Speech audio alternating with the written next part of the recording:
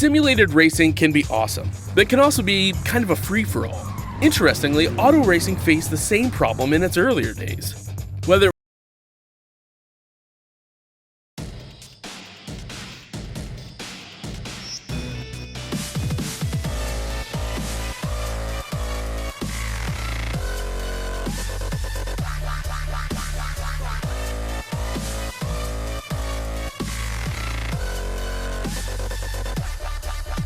Good evening, ladies and gentlemen, and welcome to the first round of the 2014 STC Black Cup Team Championship here from Road America.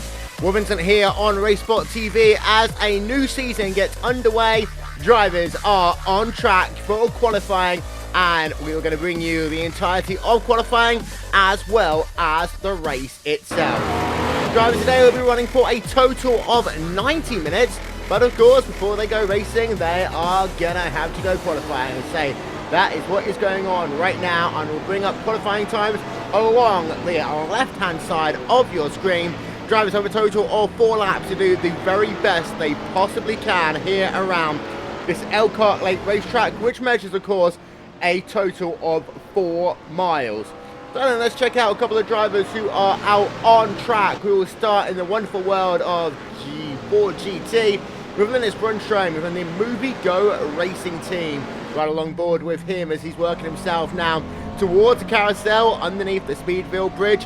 Now we've got 3 different cars here running today, all in one class. You've got yourself the Ford GT, you have got yourself the McLaren MP4 GT3 machine, as well as the BMW Z12 as well, adding on board to say, with the Movie Go car of Linus Brunstrom currently on his outlap. All drivers are on their outlaps at the moment, which is why you can't see any times up on the left hand side of your screen. You will see them start coming down to start their first lap in just a couple of moments time, as Brunstrom working himself now into Canada corner, out of Canada corner, working himself now down into Bill Mitchell Bend, penultimate corner on the racetrack. This corner is very difficult in some of these cars, and then you see working himself now down into the final corner, about to start himself onto a lap. We've got our first couple of drivers then actually worked themselves past the start-finish line. Is currently Miguel Ranza, who's currently on provisional pole with a time of 2 minutes 4.877. What will Brunstrom do in comparison to that? Well, that will be up into about 7th placement for the time being. 12th place of Brunstrom, but Tusting has gone to the top of the time stands. Let's check in with him as he is currently top of the timing stands. Then Tusting has done his lap. You also got DePolo going up into 2nd place. Gonzalez is still on the racetrack. There you will see Gonzalez currently in 3rd place. 3 tenths of a second back, however, is pushing hard. He works himself onto another lap and ride along board with him as he works himself down towards that infamous turn number 5. Now Tusting and Paolo have both just done 1 lap. They haven't yet gone back out on the racetrack. We'll see what they do. They got themselves about 5-10 minutes left of qualifying. But you see Gonzalez currently in that 3rd place, about a 1/3 of a second back. You've got Miguel Ranza now down in the 4th position, and Pichula rounding out your top 5. As far as the teams will go for this, we can now up to 3 drivers racing, and 2 of them will score points. Gonzalez running from the Vano Racing team, when you have to remember this is a team championship as much as it is for individual pride as well. As Gonzalez works himself on a very difficult corner after the hurry downs, now back down into the carousel again and to ride back along board with him. Tusting still currently sat in that 2nd place. DePaulo coming back out onto the racetrack, as is Tusting to do another run. So Tusting will check in with him in just 1 moment's time. We have got Muguranda on another run. We'll see him now as he's working himself very close towards the end of his lap. You see he'll work himself out of that final corner. The 2nd of the Vano Racing team cars up the hill. He will come. What time will it be for him? It will put him, for the time being, that moves him up into 3rd place for the time being. So Gonzalez back down into the 4th place. But let's check in with Gonzalez. We'll ride along board with him out of Bill Mitchell Bend down towards that final corner. Gonzalez looking to try and get himself up the grid once again. He was in 3rd place, now relegated back down into 4th position as he works himself towards the start finish line. Will he be able to go faster? The answer to that question is going to be no, not for the time being by the looks of it. So Gonzalez remains in that 4th place for the time being. But you have got to say, Tusting back out on the racetrack, looking to improve on his pole position. Luigi Nespolino, let's check in with him in the Team GT car. As you can see him there, working himself on the racetrack in the rough. And Losi coming down into turn number 6. Very difficult corner actually, that turn 6. It looks easy, but it's a lot more difficult when you actually get into the groove, as then down through this beautiful section of the racetrack for Nespolino, as he's just trying to get himself, let's say, up from 5th place on the grid for the time being. So right along board of him through the carousel. See these guys really having to be careful through the carousel. Eventually the corner unwinds. You can move yourself as you come underneath the Hawk Bridge. Not flat out in these cars. Listen to the lift. Bit of a lift there. A little bit wide for Nespolino. That might invalidate his lap.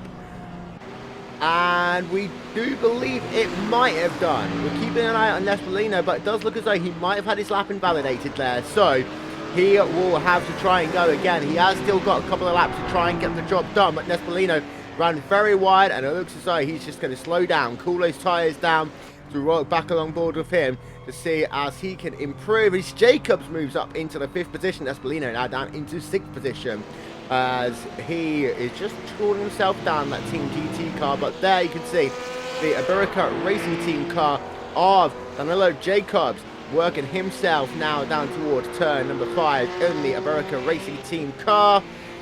He's actually now back down into the 6th position. Gonzalez now up into P5 once again. But you've also got this guy here, Rafael Aldipaldo, in the Bavano Racing Team. So you've got Bavano Racing Team guys doing very well in qualifying as we ride along board with DePaulo as he comes down into Canada corner.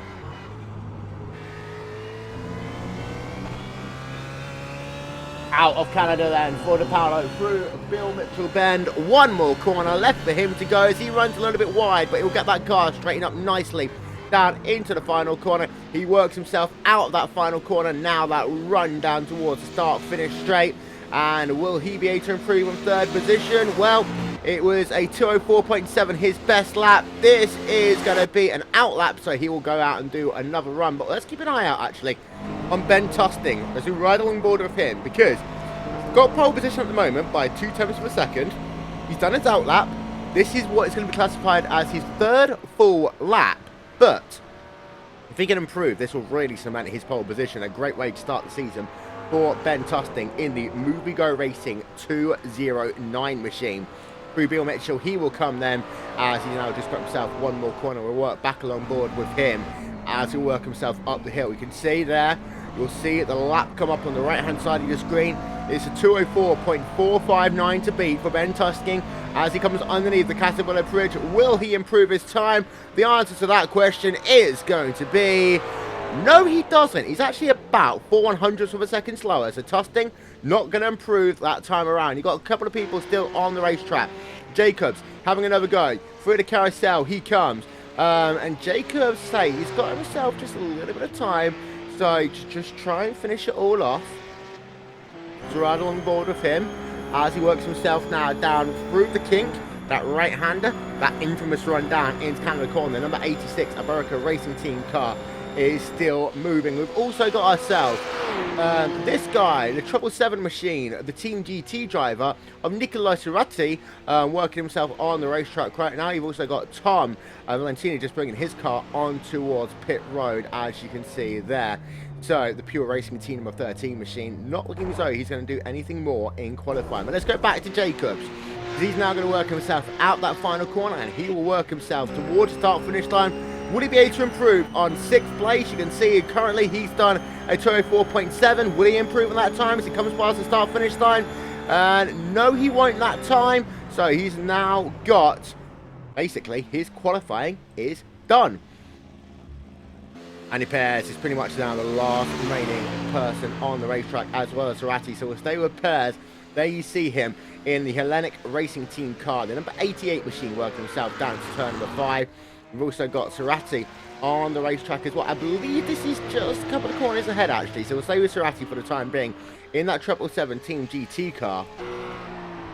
As they work themselves down through in towards the carousel again. This is having a look from the rear of Cerati, coming down into the carousel. There you can see the Speedfield Bridge just behind him. And Cerati say just one or two people still scored on the racetrack. Qualifying is ending, however, so these guys have got to get themselves a move on about 3 minutes left in total. But no, it looks as though that Cerati has stopped his lap. And Piers, will he make it back to the flag in time? There'll be just a couple of moments left for him to do that as he works himself through the kink. Andy Piers in the 20th position. Now this is his 3rd lap out of 4. It doesn't look as though any drivers have actually taken all 4 laps as Piers works himself down in towards Canada corner. Let's ride along board with him for the final couple of corners.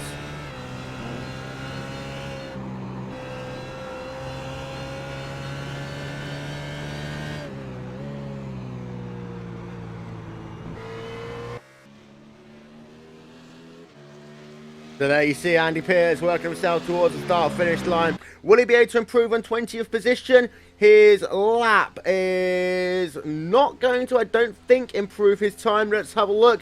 Does he move up the timing standings? It doesn't look as though he's going to. So 20th place there for Piers. As he has actually got one more lap. It's going to be very close if he actually makes it back to the flag, however. So we'll just ride along board with him as he works himself down into turn number 2.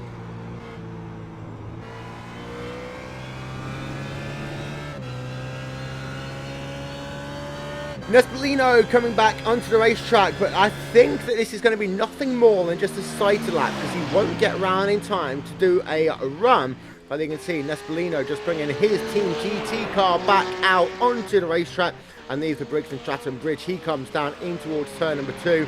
I say this is likely to be no more than a sighted lap for him, but right along board with him as he runs down in towards turn number 5. Currently sat 7th in qualifying, about 4 times per second behind your overall leader, which is Ben Tustin, completely unchallenged as far as qualifying goes here today.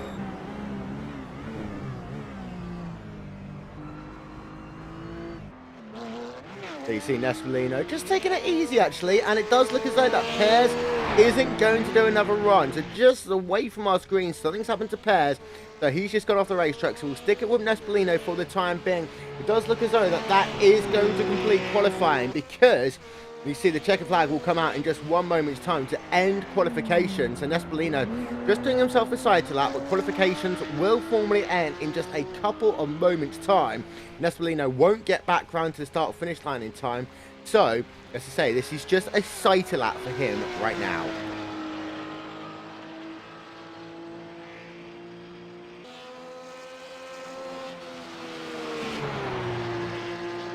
There you see, checkered flag is out. That is the end of qualifying.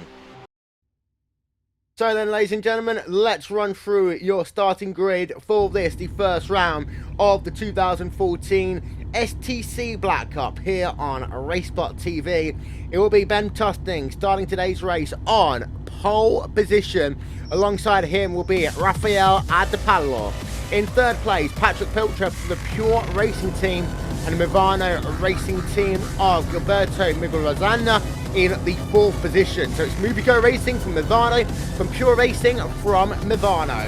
Then we'll head on to row number 3, Fabio Gonzalez from Movano again, with 3 of their drivers in the top 5. Iberico Racing Team driver of Danilo Jacobs in the 6th position. Luigi Nespolino in 7th spot, Nicolado Soretti in 8th. 2 Team GT drivers there on row number 4.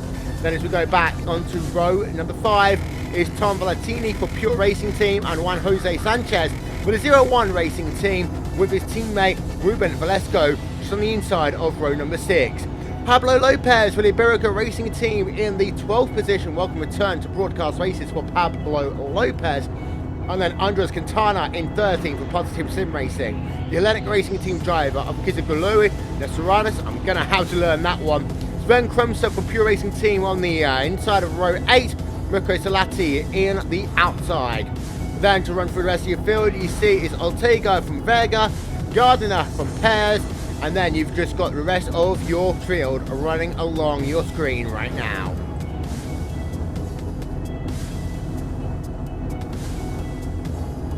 So then, 30 drivers making their trip to Road America.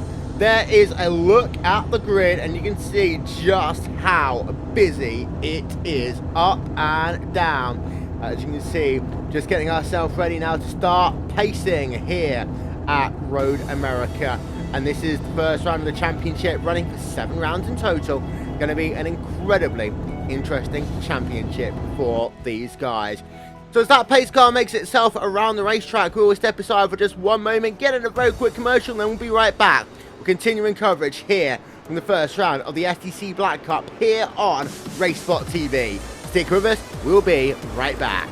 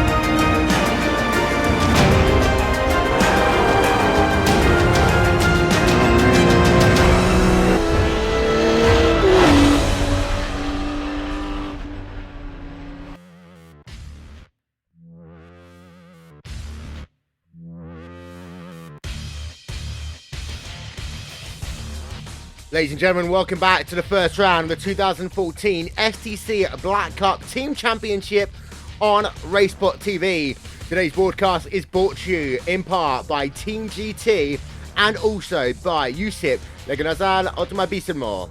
So then, you can see the cars working themselves out of the carousel. Will Vincent here on RaceSpotTV, getting set to go racing in just 1 moment's time for a total of 90 laps. Ben Tusting will start this race from first position, and these guys, just a reminder, they have got a number of races to deal with over the course of this season. There will be 90-minute races, they will have a rolling start. 45-minute races, well, they will have a standing start. As you can see, getting set now as they work themselves down into Canada Corner. This is a 90-minute race to start off your season, and that pace car will make its journey onto pit road in literally 1 moment's time. Very tight field that you can see here. We've got a number of onboard cameras for you here today. We start, of course, with Ben Tusting. He is your pole position driver. There you see him.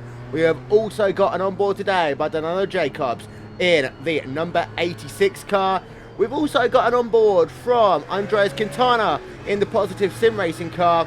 And then finally, we of course have got the one and only Pablo Lopez.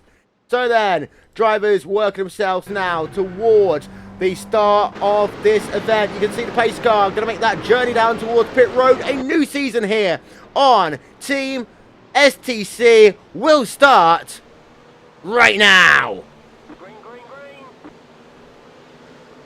So there you can see, 90 minutes on the clock and almost a bit of free-ride racing as they come down in towards turn number 1 for the first time. A good start though by Tusting as all of these cars will storm down into that first corner. There you see them. Oh, a little bit of contact there in the middle part of the field, but everyone will make it through turn number 1 as they now come down into turn 2 for the first time. There you can see your top 4 rows that will come underneath the trees, and you've got yourself a nice little battle right now for P2 on the racetrack. You can see the rear part of your field work themselves out of that second corner, and now's your chance to get yourself a little bit of passing potentially as you work yourselves now down in towards turn number 5 as you're running a long board with Sven Kresma in the Pure Racing Team car. Is he going to make a move to the outside as he comes down into the corner? He's going to try and make it. And he said this is about for 12th position with Pablo Lopez just ahead of him. So then that's the mid part of your field, but you've got a great little battle going on right now. So right along board with, and this is Rafael De La Palo. He is running in that 3rd place right now on the racetrack in a Mivano racing car. He's got the Pure Racing car of Picha just ahead of him. So great scrap going on here for P2 and P3 on the racetrack. As there you can see, Ben Tosting's actually got himself a bit of a gap in the early going. There you can see Tosting, and there you can see Paolo is already about a second behind these guys. Our timing and scoring will update at the line. Paolo losing that 2nd place at the start of this race, but we'll go back on board with Paolo as he works himself down in towards Canada corner. Possibly now a little bit too far back from Pichler. Tosting already has a 1.2 second advantage over Pichler as they work themselves down into Canada corner for the first time. As there you can see the rest of your field coming through your shot right now. And it looks as though that most of our field, if not all of our field, has made it through the first couple of corners. Okay, there you can see pretty much everyone is through. So right, go back to this battle for P2. And you can see it's mighty close now with DePalo right back along board with him. Will he have the opportunity to make that pass? Unfeatured down into turn 1. It's going to be mighty close. The wind conditions might help him just a little bit as he'll try and go to the outside down in towards turn 1. Very brave place to do it. And DePaulo, Pichler down into that first corner. Who will come out of it better? It's going to be round the outside. DePaulo makes that move stick for the time being, but of course he'll be on the outside line down in towards turn number 2 as well.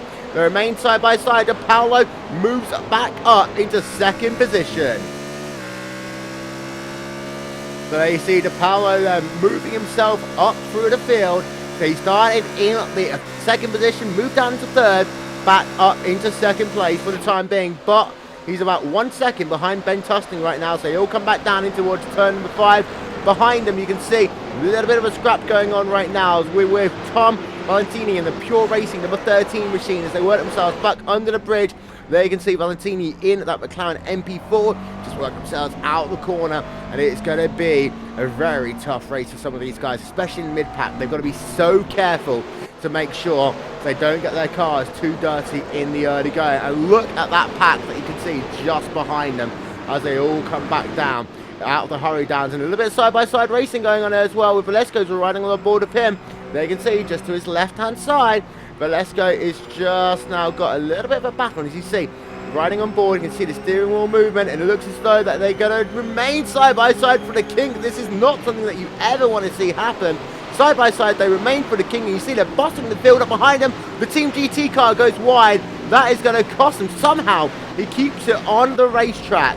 So, crazy moment there as we're riding along board now with Ron Sanchez coming down into Canada corner. He will make the move happen there. There's a lot of beating and banging going on here, but these guys are getting through it okay. I'm just trying to figure out who was that Team GT car. I believe it was Luigi Nespolino. Indeed, we are getting word that it was. Let's have a look at replay and see whether we can see him just going off at the kink there. There you can see, just at the kink, losing a ton of positions. We just came to the replay just as he went off, but he lost himself there. 3 positions on that run down in towards Canada corner. And then you can see as well, the number 8 PRT car going past, so 4 positions in one corner for Nespolino, now scored outside of your top 10.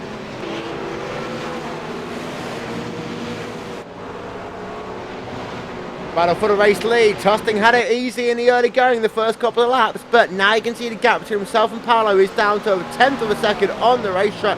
There's the view from behind, is in fact that Paolo is going to try and look to the outside as they work themselves down in towards turn number 5. To the inside will be Tosting. Tosting will hold on, but along that gravel, DePaulo moves himself into the race lead. DePaulo, after being 3rd at the end of lap 9, now is scored as your race leader. And there's a view from Ben Tosting losing that first position in the 209 Movigo racing car.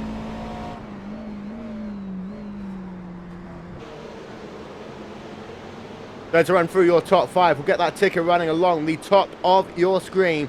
It is DePaulo from Tosting, from Pichler, from Muguruza, and then Gonzalez round out your top 5. We've got a couple of people who believe is out of the race. So I'm getting word that Palumbo and Kisco didn't start this race. Salati is currently scored on pit road. And you also have this guy down in the 27th position, Linus Brunstrom, who started this race in the 23rd position, is currently scored as 1 lap down. Made himself a very long pit stop of over 2.5 minutes. So, not the day that number 71 car would have wanted to start his race. Tusting of DePaulo battling once again. Our timing and scoring is showing it that they are side by side. They obviously aren't side by side right now, because there you can see Tusting, and you'll be able to see the gap to the front as they come past the start-finish line. I make it out to be about 4/10 of a second right now, but Tusting, DePaulo remaining battling for position, and there you can see the gap to the front is about 4/10 of a second, about half a second now on the racetrack as they come back down in towards turn number 1.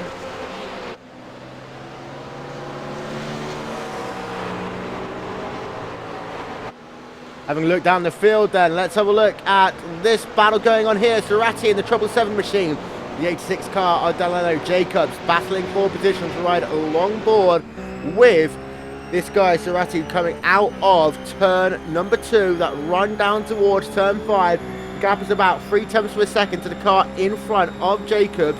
As you can see, it's about 2-3 of a second right now. Not going to be able to do anything into this corner. Mighty close racing continues between these guys. You can see just how hard they are all battling, especially in your top 10. Just behind, we've got a bit of a scrap going on as well, and this was Kramer who's trying to go to the inside there of Lopez. This is the battle for the 11th spot on the racetrack. So we're having a look from the rear of Pablo Lopez as he's able to hold on to that 11th spot for the time being. He started this race down in the 12th position, so he's at 1 position since the drop of the green flag. And you do notice that Kramer's front end is just a little bit bent up as well, so that we want to bear in mind over the course of today's event. Christmas about 6/10 of a second back as they work themselves back now down towards the carousel.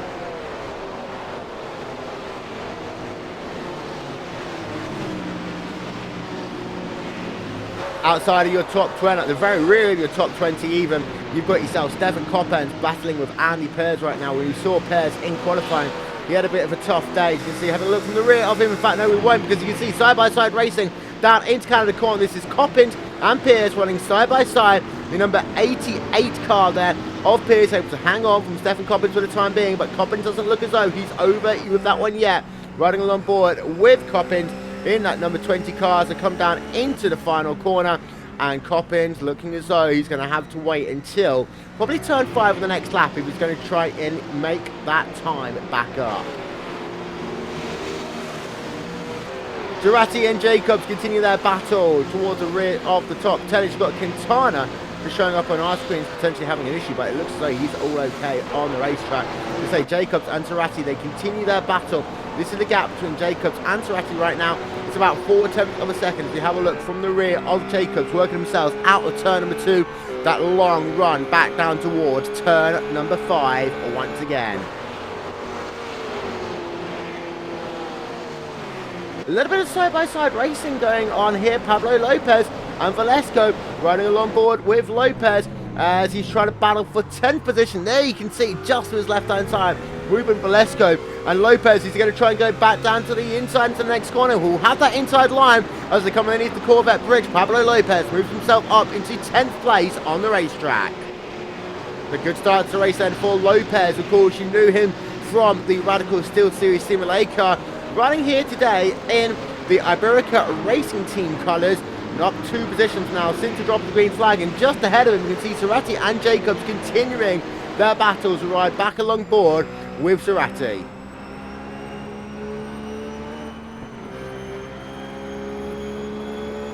These 3 guys are separated by a total of half a second on the racetrack from Valentini in the 6th position, Jacobs in 7th, and then 8th place you have got Cerati. This is confirmation of the gap then. 2/10 of a second between Valentini and Jacobs. The Pure Racing Team racing with the Iberica Racing Team. Then Jacobs to Cerati, Iberica Racing to Team GT. Again, just 2/10 of a second separating them as we're riding now along board with Daniela Jacobs in that number 86 car. As you can see there, big dive down to the inside as Valentini just brushes wide down into that final corner. We'll see if we can get a replay of that one because it has allowed this two-wide situation down in towards turn number 1. And out of it, it does look as though it's going to be a drag race as they work themselves back down into that first corner. The R-Seat car on the outside, the 86 car on the inside, side-by-side racing, and it is going to be Jacob, by the looks of it, who comes out on front. So then, let's have a look to see where this all started, because you had this guy, the number 13 car, who just got himself a little bit wide down into the final corner. So we're going to see if we can get a look at that. We'll get our super slow-mo cam up for this one. Hopefully it will work as they come down into the final corner. And there you can see, brushing wide, this is allowing then that 86 car to just go down to the inside, and they were side by side all the way down the front straight away. We'll turn this camera around. Nope, we won't turn that camera around at all, actually, because you can't see anything out of there. But there you can see just how close it was. Literally about a couple of tenths of a second on the racetrack, down to that first corner. And there you can see, boom, the 86 car goes down to the inside, completes the pass, moves himself up into 7th position. Valentini down into the 8th position now, as Serenity has gone past him as well. Let's check in then with this battle for the overall race lead, because of course Tusting was scored as your race leader coming to the green flag, but now you will be able to see that he's actually lost himself a little bit of time. He's 1.3 seconds back. There you can see the speeds between himself and Paolo. Paolo working himself down into Canada corner. Tusting working himself now through exactly the same thing. And so 1.4 seconds is the time on the racetrack. So right along board with Tusting. There you can see the car ahead of the target. He's trying to target there, but the issue for Tusting is right now is that his last lap was a 206.146, his fastest lap of the race. De Paolo went that last time by 2 tenths of a second faster, did a 205.966 as they come back past the start finish line. It's going to be a 205.8 for De Paolo and a 206.4 that time by for Tusting. Not good at all. And in fact, Tusting is now coming under pressure from this guy behind him, Patrick Pitchler, in that battle for the 3rd place on the racetrack.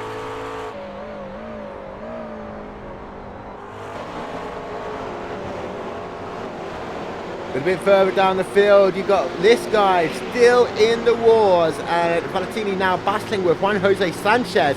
So Pure Racing Team versus 01 Racing Team. Looks like it's going to be incredibly close. They work themselves down in towards turn number 5. Let's ride along board then with Sanchez. Would he be close enough to make a pass down into this corner?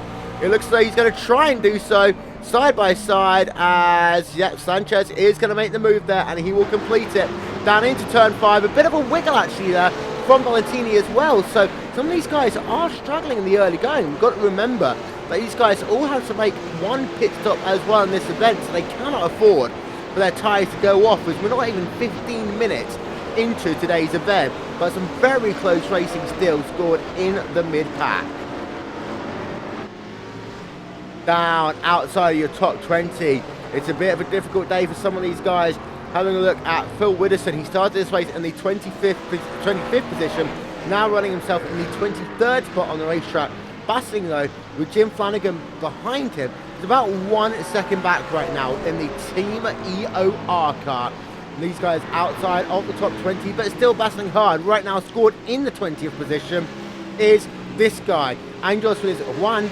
And there you can see he's trying to close up to the rear of Rise Gardner in the Movie Go racing car. But the gap between these two drivers is about 1 second as it stands on the racetrack.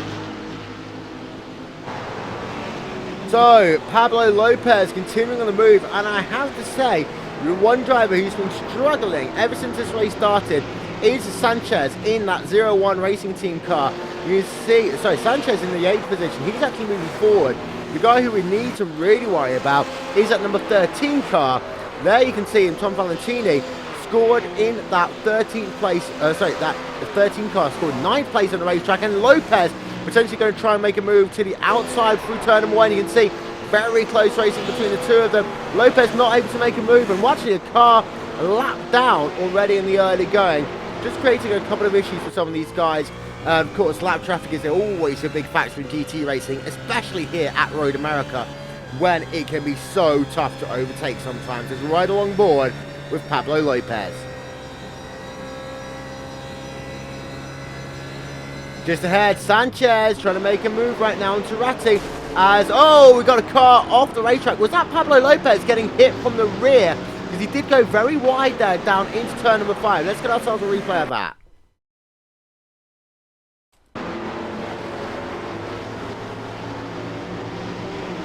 So this is Lopez. I'm just going to keep an eye just ahead of him because Valentino, by the way, did just fall down the order a little bit. It's Lopez as well. So let's see what happened. I believe we're somewhere around here. It could actually be something with these guys as they come down into the corner. Oh, Lopez had a huge wiggle there. So that's what it was. Lopez actually had a huge lockup coming down into turn number 5. So it's all to do there with Pablo Lopez. We'll get ourselves another look at this then for Lopez as he works himself down into the corner. Let's slow this down. You can just see there, huge wiggle there for Pablo Lopez. That's why he ended up overshooting the corner, and that is why he is now back down into 12th place on the racetrack.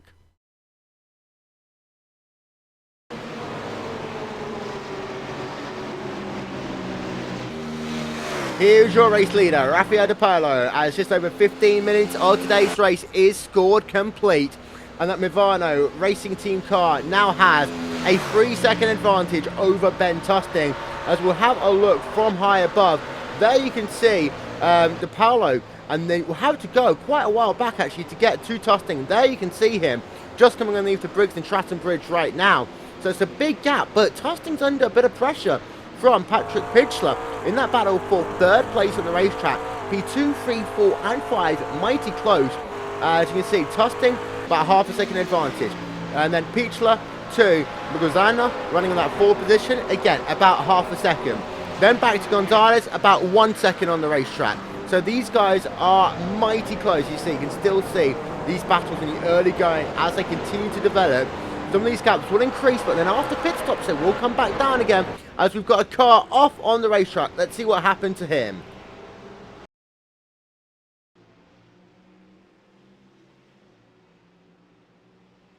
So then, we've been getting word that it was Constantine Gagias.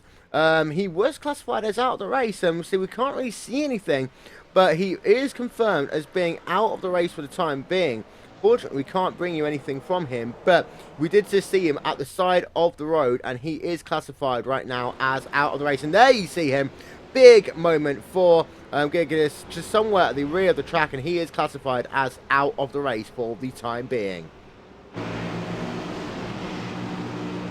Riding along board now with Sven Krisma, trying to move up through the field, and he has got the guy who arguably has had the most difficult 15 minutes of the race so far, which is Tom Valentrini. We've also got another car just losing a couple of positions. I believe that was Soretti actually. You can see a mighty close battle going on here. We'll get ourselves an instant replay of this in just one moment, because Han says Soretti and Valesco doing mighty close battling on the racetrack right now. Let's have another look.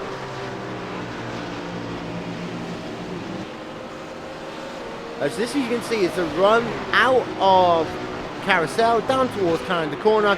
So this is where the pass is going to happen. And this is where you see Soretti will get it up on your screen. Coming down into Canada Corner. And what happens here then? It's pretty close, but Soretti trying to move up a position. Doesn't work out. And I believe actually, as we'll go back, he doesn't lose that position to the 18 car behind. But these three drivers are still separated by less than 1 second in total on the racetrack. There's confirmation, by the way, that we have got Gagias back down on pit road. So having a tough day right there as we'll zoom in on him in that number 25 car. You can see the front end completely torn up. So he's not going to make any move onto the racetrack for the next couple of moments. It does look as though he's actually going to try and come back onto the racetrack. That car is severely damaged. As there you can see, still Tusting running in that 2nd position with Petchler, Mogazan and Gonzalez behind him. And there you can see Di Paolo at the front of your screen, still leading the way. He comes underneath the Speedville Bridge once again, back down in towards the carousel. Let's ride along board with him for a couple of corners.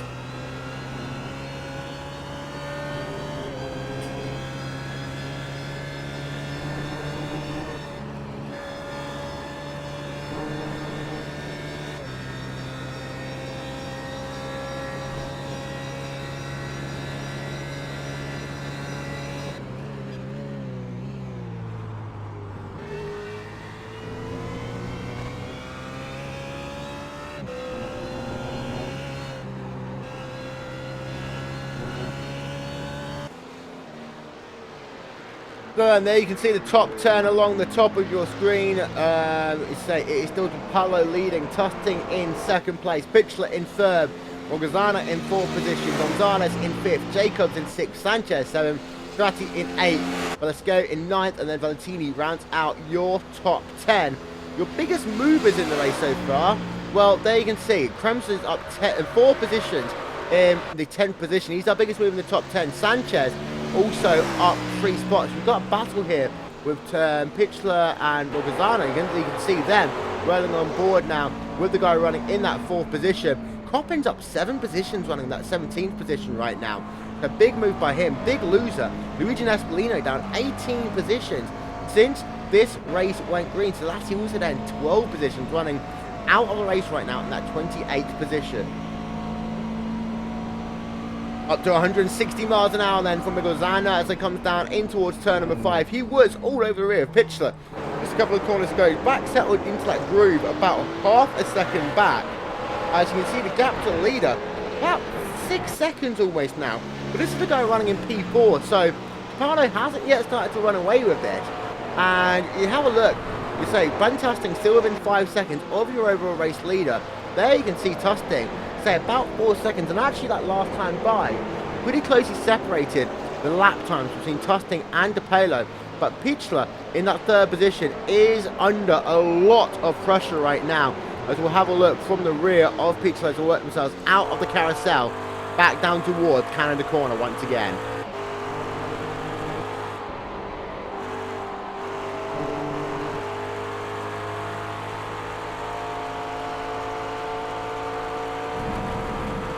Pichler running a little bit wide actually in that run down into Canada. That's not going to be enough though to allow and the number 72 car to work alongside him. The big wiggle though coming out of the corner as well, as there you can see looking through the trees down Bill Mitchell Bend as we're getting closer to the half-hour point of today's event.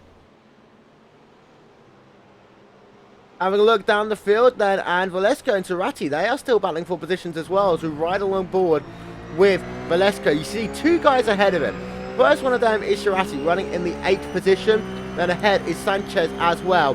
Now Velasco is up 2 positions since this race went green. He started in the 11th spot, now running in the 9th position.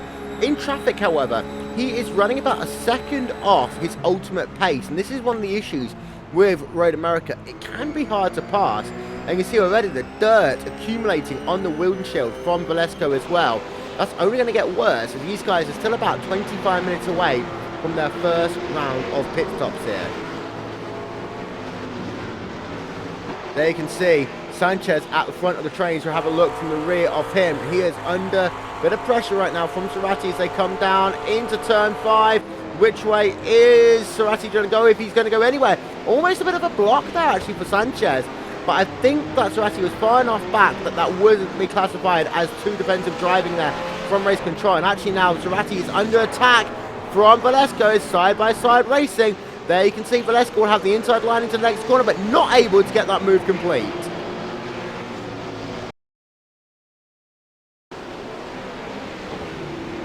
So then, this is how that move was set up. There you can see them riding along board with Velasco, trying to go to the outside as they come down into turn number 6, just overshoots the corner a little bit, runs on that curb, has to slow it down, and that 777 car of Turati is able to get back ahead.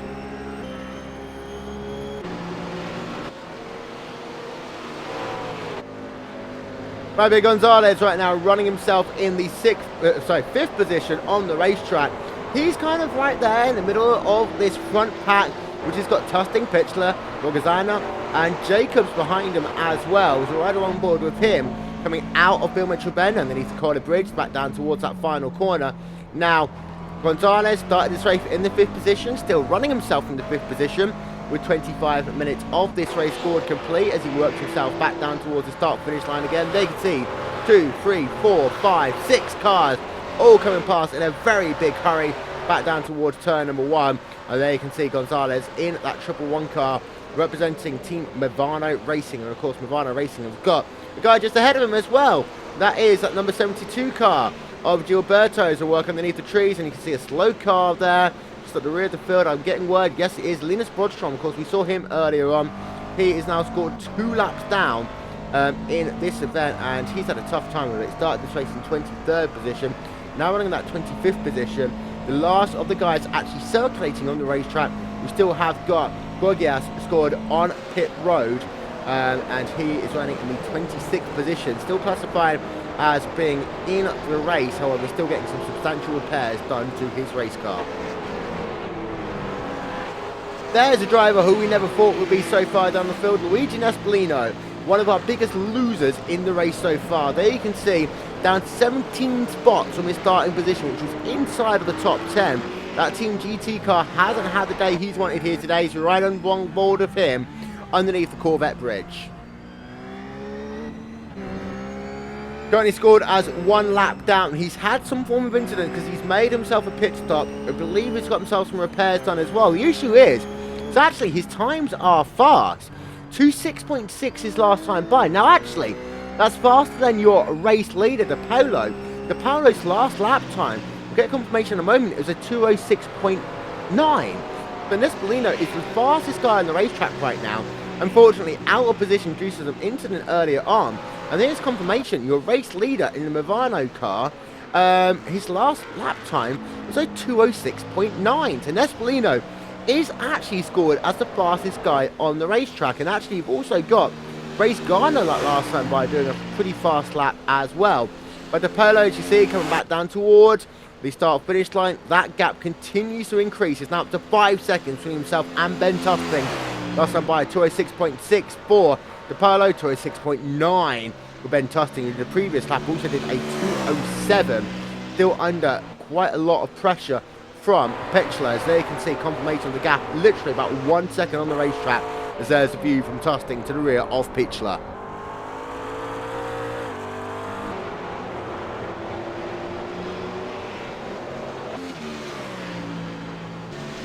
Down in the mid-pack as we ride along board with this guy here, Andres Quintana. He's got Pablo Lopez ahead of him. Now, of course, Lopez moved himself up into the top 10, then had himself an off, and since then, his lap times have struggled. His last lap was a 2:08.5 compared to his first lap of 2:08.2. There might have been a little bit of an issue for him. Potentially, his tyres are just now a little bit too hot, as you can see.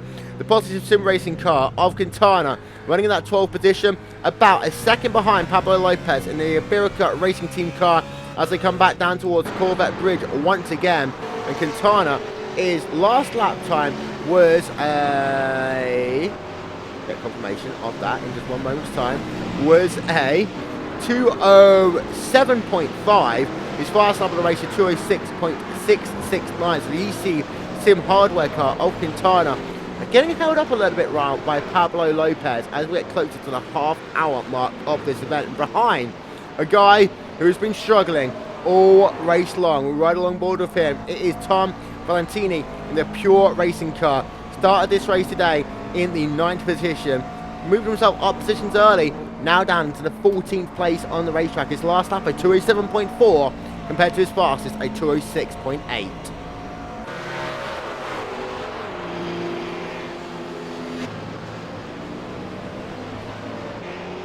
Daniel Jacobs then putting pressure on Gonzalez, and this the battle for the 5th place on the racetrack. There you can see the gaps between them as they come down in towards turn number 1. Just 0.2 of a second separating them. Will Jacobs have enough to try and make a pass down to the inside? He's going to try and do it.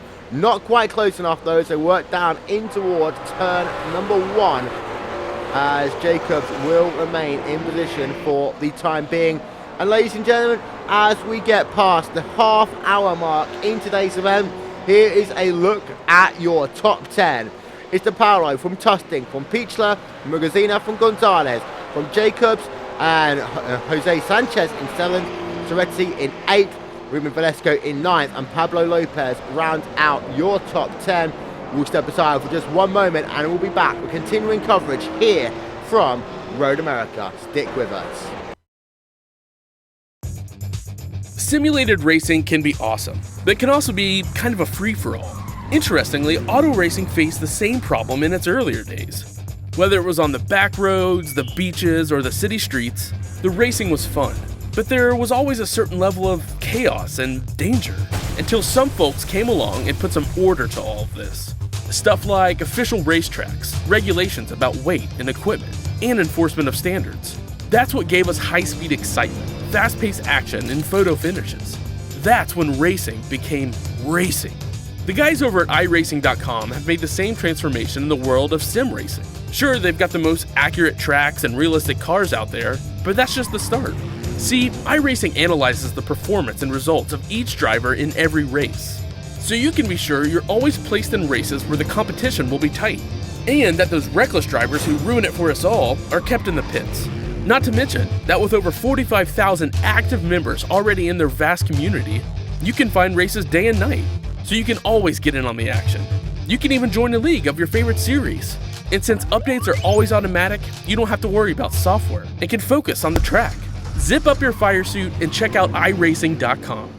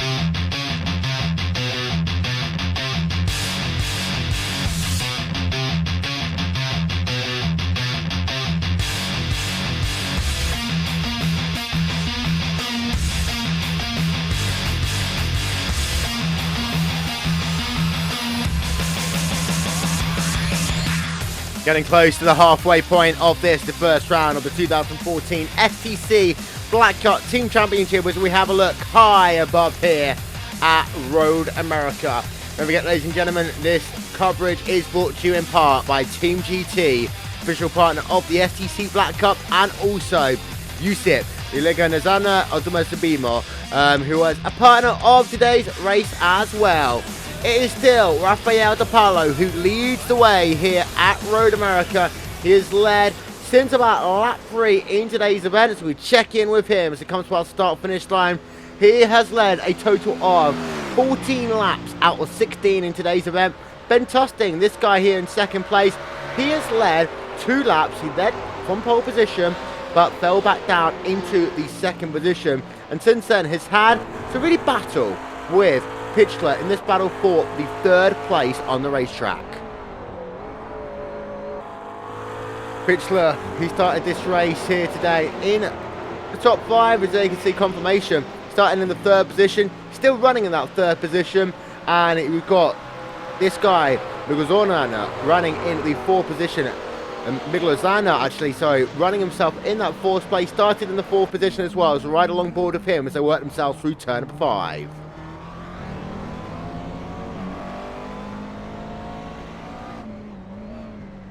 Got a bit of a battle going on just behind him, however, with Cerati. As there you can see Cerati working themselves out of turn number 5 right now, just on the rear. And Sanchez right behind him as well. Down to the inside will go Sanchez, moving himself up a position. And I have to say, Sanchez having a great race so far. Started it in the 10th position, now riding solidly inside the top 10. So we have a look from the rear of him. As will Cerati try and come back? The answer is going to be no, but that 777 car of Cerati's been in some big battles here today, as you can see. Sanchez, who by the way is still under 20 seconds behind your race leader, so he's still doing a good job even towards the rear of the top 10. Let's see if we can get ourselves a replay of what happened with these guys.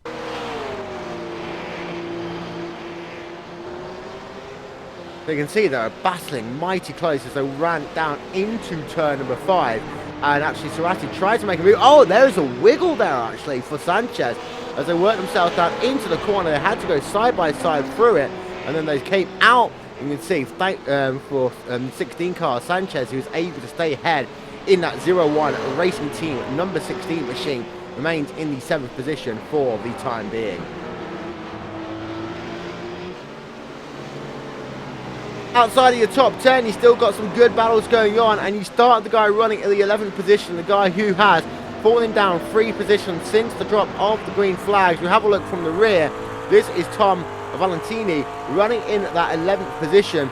You have got Ortega running in 12th spot behind him on the racetrack.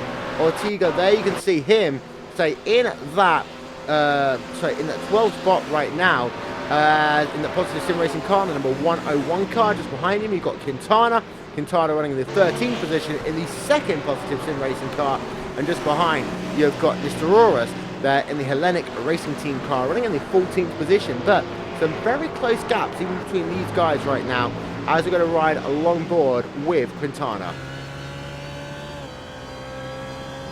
Actually see a bit of damage to the front right of Quintana's car. You can just see it there on your screen. Last lap for him isn't actually counted on our timing and scoring, but he has got some damage along the way. Starts in 13th position, running in that 13th position. Oh, we got a car just off ahead of him, and that is Pablo Lopez, ladies and gentlemen. You see Pablo Lopez just completely losing it. Let's get ourselves a replay of that. He just speared off the racetrack coming out of turn 5. Replay is coming up on your screen.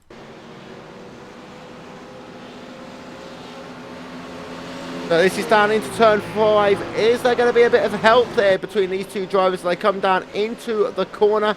Let's see if we can get a look at it. Coming down in towards turn number 5. Keep your eye out on the car on the left-hand side. Pablo Lopez. Does he make contact? There's nowhere near close enough to really make contact there. But I'll work along board with Pablo Lopez coming out of the corner. He just catches the curve, as you can see. Car getting loose on him. And then just bump into the barriers. He will go. Looks as though his race might well be done. He's now down into the 15th position on the racetrack. We'll see if we can get ourselves one more look at that.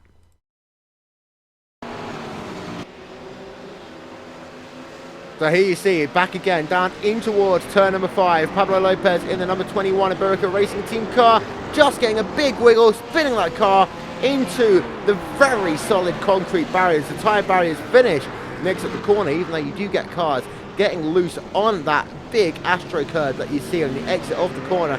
Pablo Lopez, you can just have a look and go back and along board of him, the front into that car, and that car is loose all over the place. Be interesting to see what he comes onto pit road this time by to get that damage repaired. We'll continue to ride along board then with Lopez in the 21. He does actually stay out, so he was going to try and potentially get himself to that pit window, which will open about now. So he will only have to do another couple of laps before he can actually go onto pit road and not lose too much time. Of course, he'll have to get that damage repaired.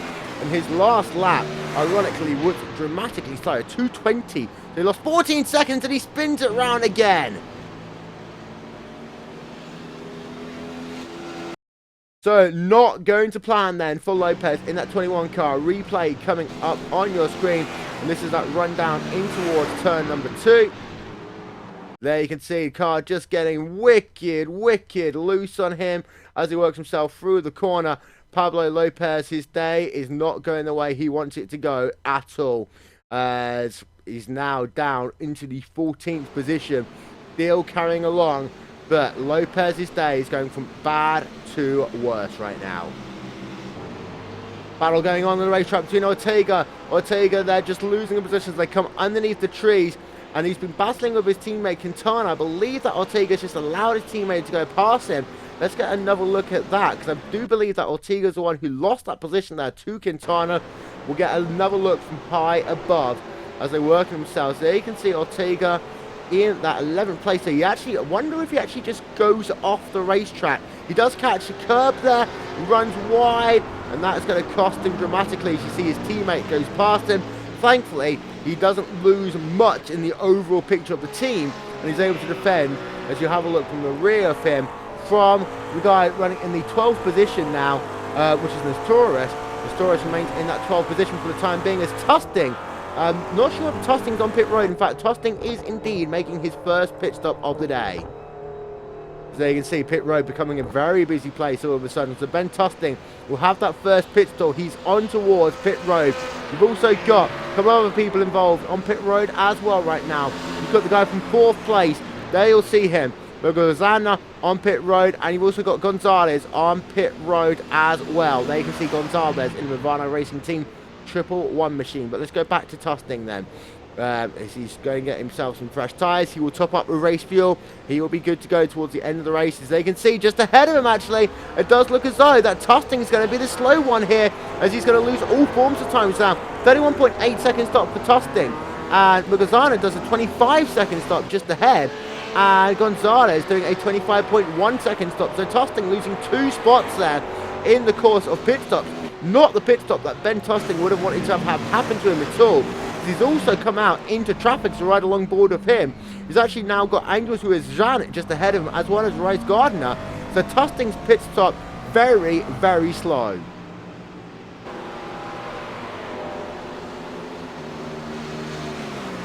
As your race leader, we'll keep an eye out on him. DiPaolo working himself now. The run down Bill Mitchell. Ben, will he come onto pit road this time? Byron right along board of him. Number 78 Movano Racing Team car led 17 laps of 19 so far. Will he angle? Yes, he will angle on towards pit road. So there you see him down to 45 miles an hour as he comes on towards pit road. Is anyone else going to come on around him as well? You've got Ruben and Velasco. He's got a damaged race car, so he is on pit road right now. You can also see Bajub just coming out of pit road. His pit time for him, a 33.3 second stop. Not actually going to hurt your race leader, Paulos. He's now coming on towards pit road. There you can see him. He is going to get himself onto pit road. So don't forget, it's 25 second stop for his teammates, 31 second stop for Tusting, as Paolo now on pit road.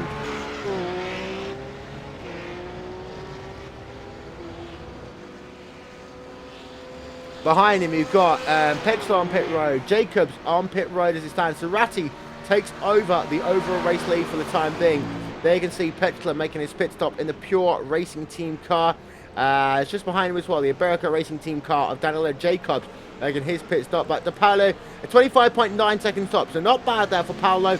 Will he come out ahead of his teammates? I do believe that he will. So DiPaolo will come out with what will be the net race lead when all is likely to be said and done. But let's keep an eye out on Valenti. He's on pit road now, getting himself 4 fresh tyres. And you've also got a couple of other people on pit road as we speak. They see Nestoris on pit road, and Pears also making a pit stop on pit road. So pit road being a very busy place right now as the Parlay see back out onto the racetrack. This guy for the time being has inherited the race lead, Cerati, and his last lap time was a 207.8, so a slow last lap for him actually. I'm surprised he didn't actually come onto pit road that last time by. So right along board of him coming out the carousel. Look at the dirt on his windshield for the time being.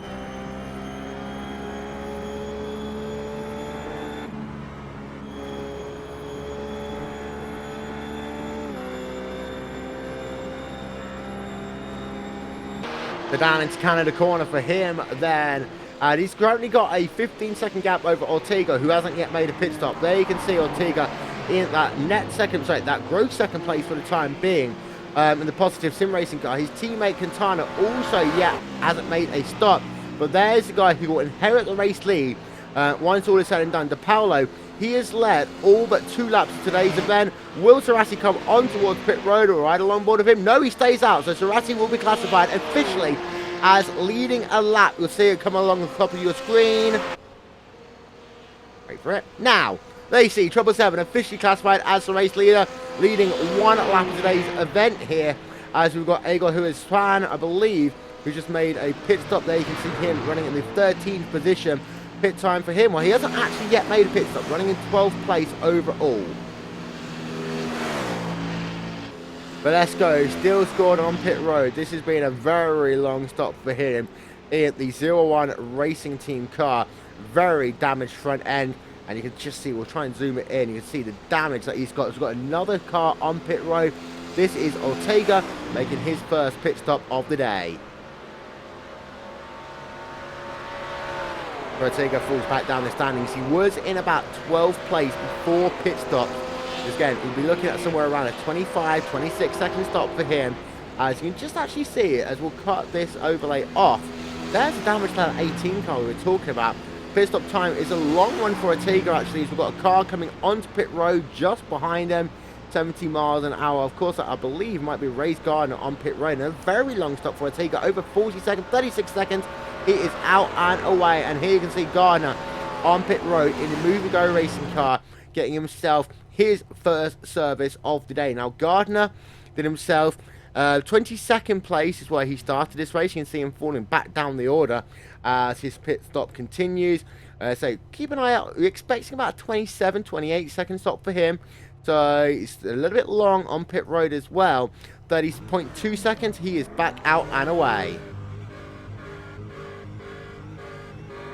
Interesting to see how long and painful this pit road is. Of course, we will talk as we get into the last stage of this race about how important it is to have enough fuel to get to the end of the event, because the start and finish line is uphill here. So you ran out of fuel in that final corner, you roll up the hill, you roll right back down it, and we see it time and time again in all forms of racing.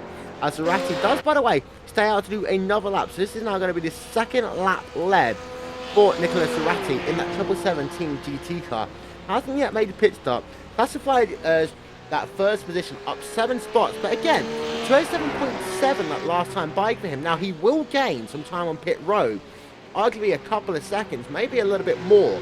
Pit stop time might be in about the 23-second range for him, but he is running about a second off pace as it stands. It's going to be a case of how long can he stretch that fuel, and will he be bold enough to take tyres once all is said and done.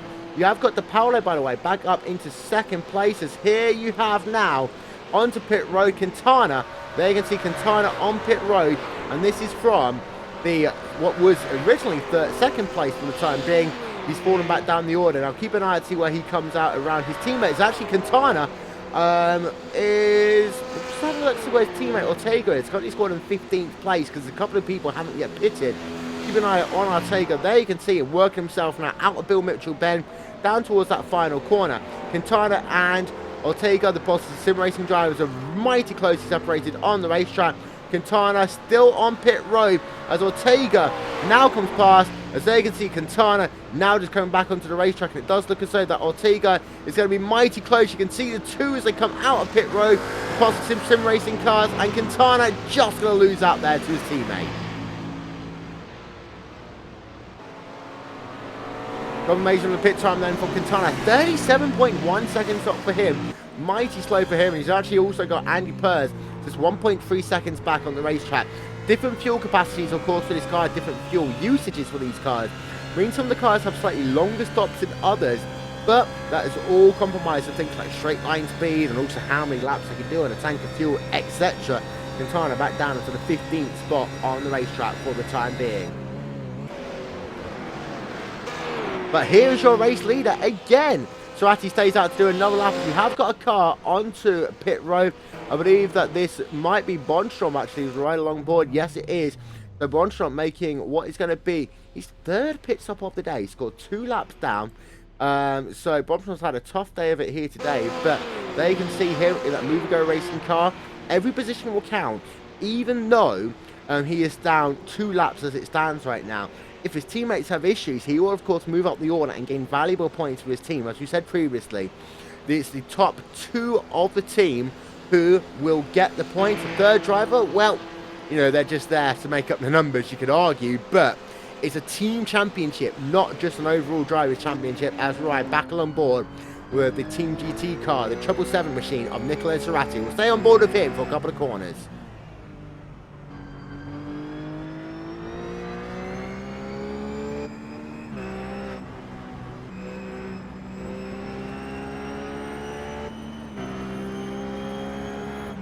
Out of the hurry down, standing towards turn number 8, underneath the Speedville Bridge. He will come as we've got, I believe, Angel of Suez on towards pit road.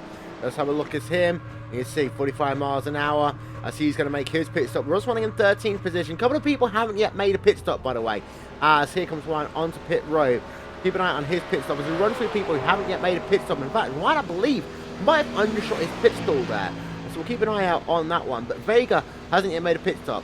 Dijus hasn't yet made a pit stop, and of course your race leader hasn't yet made a stop in today's event, Zarate. We're keeping an eye out onto him as he works himself, I believe, out of the final corner, seeing whether he's going to come onto pit road this time by, because let's keep an eye out, because I think that he might have overshot his pit stop, so this might be a slow pit stop for him as he works himself now over 33 seconds, a very long stop for him.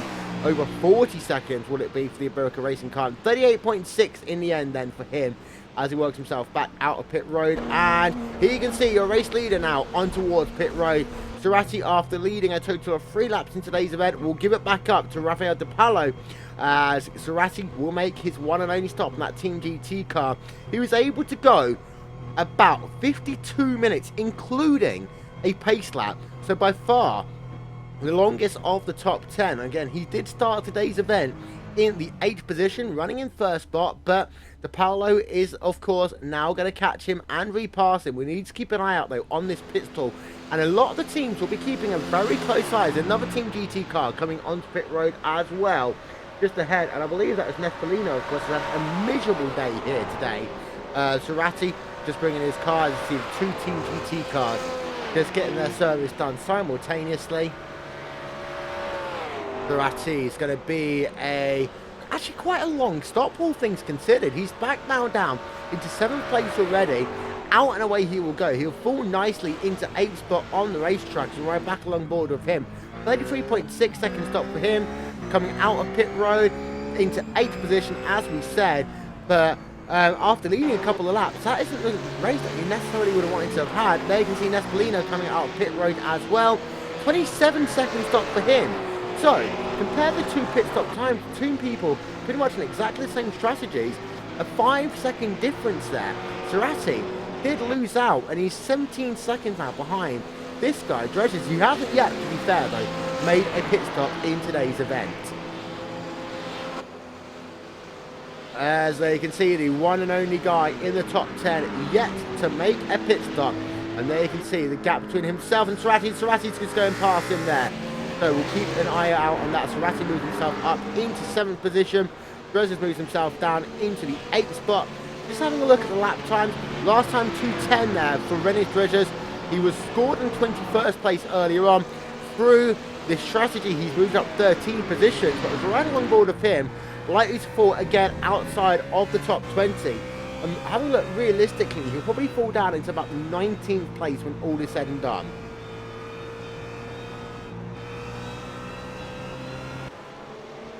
As we have a look there for Dredges, who's worked himself just behind the trees once again as he works himself through the kink, as they will see him working himself through that kink, that run down in towards Canada corner.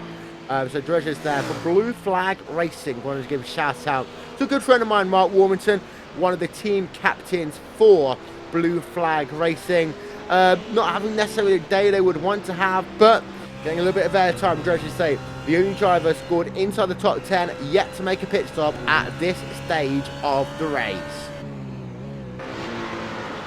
Will he come on board pit road this time by? You actually see a little bit of rear damage from him as well. He will stay out to do another lap, so this is now almost 1 hour on the fuel tank for Dredges as he continues along on the racetrack. But this guy does once again lead, and will get a full confirmation of your top 10 in a couple of minutes time, because De Paulo now has a 7-second advantage over Patrick Pichler.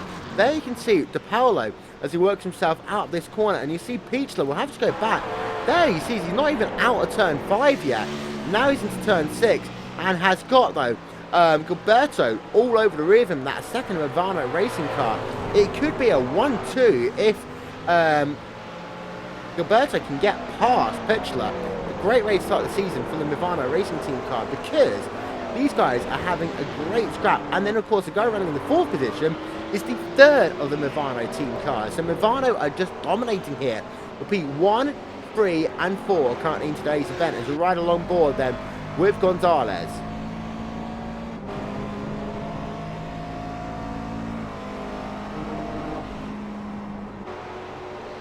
Underneath the trees, through the kink then for Gonzalez in that 111 car, but just ahead there you see Gilberto still hounding the rear, and there you'll be able to see the gap up on your screen to the guy ahead, which is Pitchler. It is just 0.6 of a second as it stands on the racetrack. These guys are mighty close.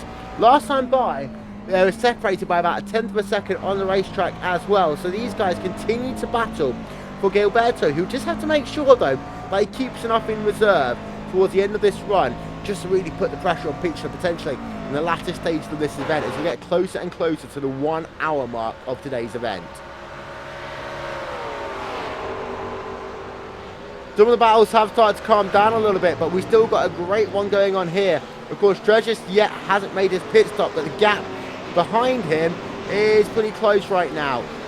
In 10th place is Sanchez, who is about, there you can see the gap on your screens right along board with Sanchez, and in fact you are going to just see there Dredges coming on towards pit road, so that battle is going to be done for the time being, as there you can see Dredges, after running the top 10, being the last of the guys to pit, now is going to be on pit road to make his one and only pit stop of the day. But this is a battle that we have to keep an eye on, as a number of battles still going on the racetrack. This is one of them, between Sanchez and Nestorius, battling for P9 on the racetrack. This is a net top 10 finish for both of them if they can keep their cars working to the end of the race. And they have got a buffer to Ortega, who runs in the 11th spot of 11 seconds right now. So they can see gaps on your screen, and Nestorius right along board with him as he continues to work himself down in towards turn number 5 in the Hellenic Racing Team 01 machine. Gap to the guy ahead of him. I say it's about less than a second on the racetrack. It continues to be. They see 9/10 of a second, so he continues to ride along board with Nestorius. And these guys continue to have a great scrap. They see once again confirmation the gap's behind 1 second on the racetrack right now between these two drivers. So we have a look from the gearbox of Sanchez, and they work themselves out of the hurry down sections back down towards the carousel.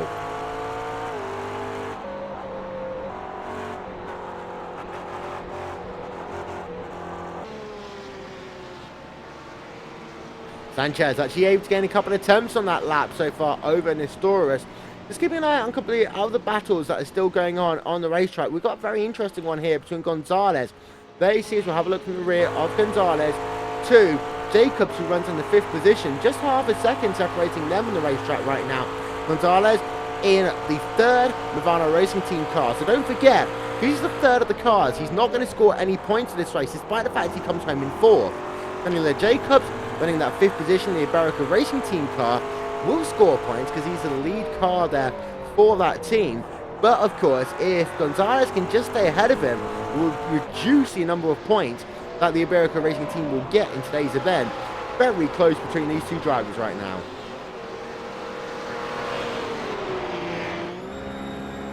Riding along board then with Jacobs up to 160 miles an hour before they come down in towards turn number 5.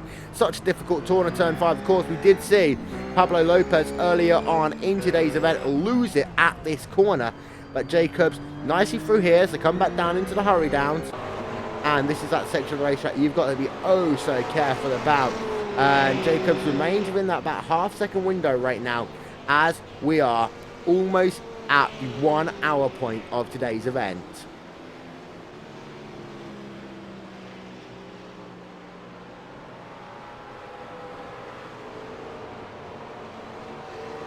Vega and Gardner battling still for position on the racetrack as we ride along board. There you can see is Jose Varaga trying to make the move down to the inside. Is he going to be close enough? I don't think he is, coming down to turn number 1 as he continues to battle for position with Race Gardner. There you can see Gardner in the Movie Go racing car, and there you can see the gap is about 6/10 of a second back. We have a look from the rear of that number 94 car to the number 77 machines. They continue to battle for P14, P15 on the racetrack.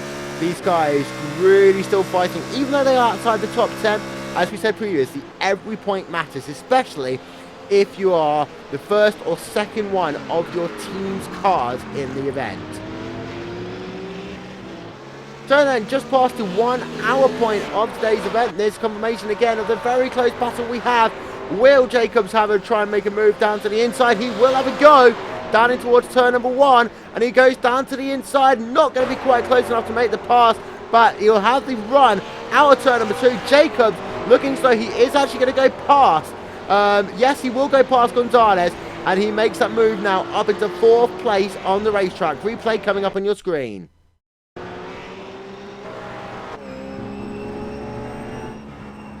So this is how he sets it up then. Through pretty much a bend, you can see the gap's actually about 4 car lengths as he comes down into the final corner.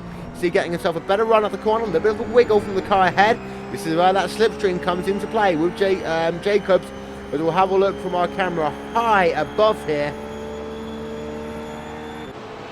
As there you can see the two guys working themselves down towards turn number 1. We'll zoom it all the way in.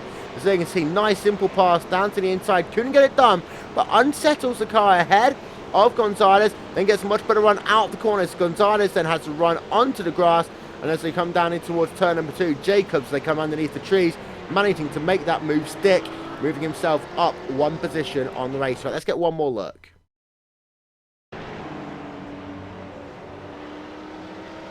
So then this is out of 2, in towards 3. Jacobs looks down to the inside, and it's really, once all is said and done, textbook pass, moving himself up into 4th place. Up into 4th place. Gonzalez down into the 5th position. So then, ladies and gentlemen, confirmation with over 1 hour of today's event done and less than half an hour to go. This is your top 10. It is De Paolo leading the way as it stands right now from Patrick Kitchler and Gilberto Miguelzana in the 3rd position. Fabio Gonzalez in 4th, Daniele Jacobs in 5th. Ben Tosting in 6th, Nicola Soretti in 7th, Tom Valentini in 8th, Juan Jose Sanchez in 9th, and then Gazego Nestores rounds out your top 10. 45 seconds from P1 down in towards P10, and as we flick it back, this is the rest of your top 20 as it stands right now.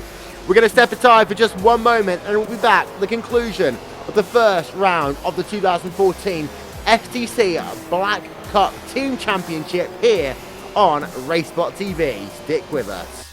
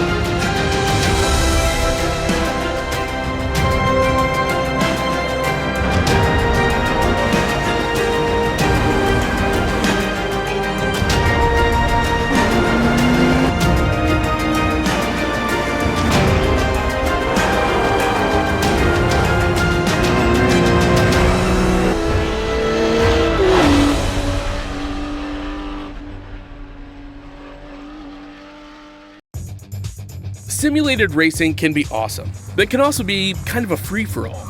Interestingly, auto racing faced the same problem in its earlier days.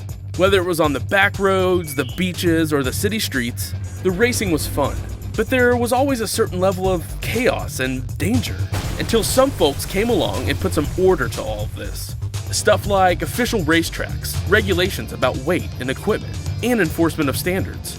That's what gave us high-speed excitement, fast-paced action, and photo finishes. That's when racing became racing. The guys over at iRacing.com have made the same transformation in the world of sim racing. Sure, they've got the most accurate tracks and realistic cars out there, but that's just the start.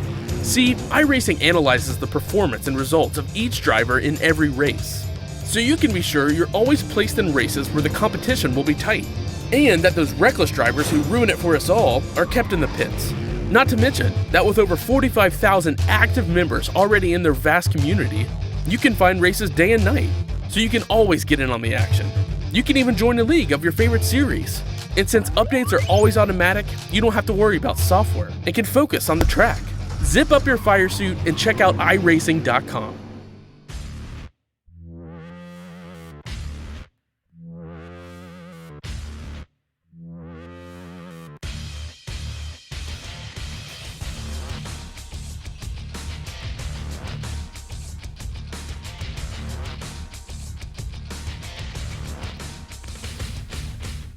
Well, ladies and gentlemen, welcome back to the final 25 minutes of this, the first round of the 2014 STC Black Cup Team Championship here on RaceSpotTV, powered by Team GT. And we'd like to give a very big shout out to all of the partners of the STC Black Cup. Don't forget, ladies and gentlemen, this is a 7-round championship. In 2 weeks' time, we head on to Road Atlanta for the 45-minute sprint race. Stunning starts, of course, for the 45-minute event, and rolling starts for the 90-minute ones. Then, in 4 weeks' time, we'll head over to the infamous, famous Circuit Spa-Francorchamps for 90 minutes worth of racing. That'll be on the 30th of October.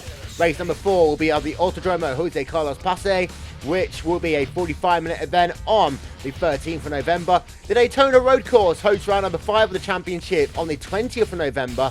Then we'll have ourselves a 45-minute sprint at Mount Panorama. That will be fun on the 4th of December, concluding our season at the Autodromo de Monza, 90 minutes, and that will be just a week before Christmas. All races will be here live on RaceSpot TV. Will Vincent still here on RaceSpot TV, say 22 minutes, 35 seconds left on the play clock. Now, an interesting point to note as we get closer to the end of today's race is that you have to remember that you can have up to a 2-minute additional run to the flag. DePaulo leads the way right now. He still has himself an 8-second gap over Pichler as he works himself down towards Canada corner once again. But depending when he crosses that start-finish line, you can have anywhere up to an additional 2 minutes that you're going to have to find. Now, some of these guys, if they short field, thinking that this race will be done without an additional 2-minute buffer, well, they might run out of fuel in that final lap. And some of the team strategists right now will really be wondering, have we got enough fuel to go to the end? We need to save a little bit. And every time DePaulo crosses the start-finish line, they'll keep an eye out, keep an eye out. And having a look at the lap time to DePaulo, he is just flying. Toy 6.3 last time by for him. We're right along board with a lap of Rafael and DePaulo as last time by to a 6.8 as he comes down towards turn number 1.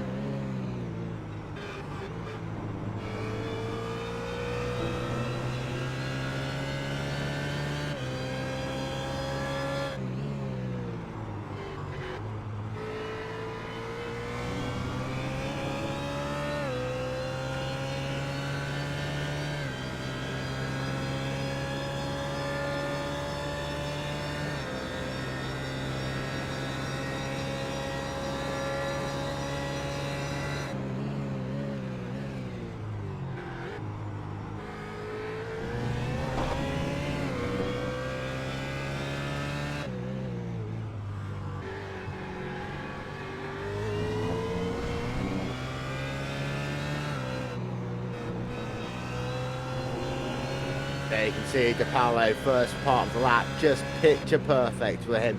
His last 10 laps have been within 1 second, with the exception of his pit stop lap, pretty much 1 second of his fastest. So DePaulo incredibly consistent as he works himself out the carousel, that run down towards the Canada corner once again. Let's keep an eye out. Let's have a listen to the engine note as he comes through the kink. Bit of a lift, not too much for him, as he works himself out of the kink down towards Canada corner, the famous Canada corner, where you always used to have congregations of Canadian fans. This is why it's called that name. And they'd always throw bottles onto the gravel trap. See, it's one corner that you'd never want to go off at. Of course, some other stories say that if you go too far off that corner, you pretty much end up in Canada itself. That one, of course, isn't as true. So then, so far today, your race leaders, you have had 26 laps led for Rafael DePaulo, you have had 2 laps led for Ben Tosting, and then you have had yourself 4 laps led for Riccardo Turati, as we're going to get your biggest movers and gainers up in this race, movers and shakers in this race, up on the left-hand side of your screen. And this is going to be an interesting one, because you see, in your top 10, the big loser has been Ben Tusting. Of course, he had that very long pit stop, which is why he fell down from P2 after lap 3 down into P6. And he's actually lost time since then. He's 5 seconds now behind Gonzalez. As you have a look for the rest of the field, Perez up 8 positions, down 11 spots from Nespolino, Babs up 10 spots. Then some big losers in this race. Selassie down 12 positions, Lopez and Velascaro down 10 positions each in today's event. And some of these guys have had some real struggles here today.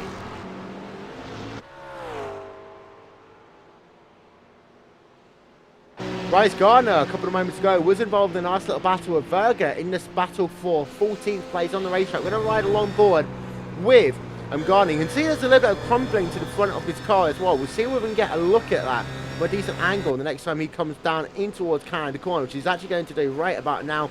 Let's see if we can get the slow-mo cam up, and you can see just a little bit of damage to the front of that car. Not too much to him as he works himself out this corner into this one.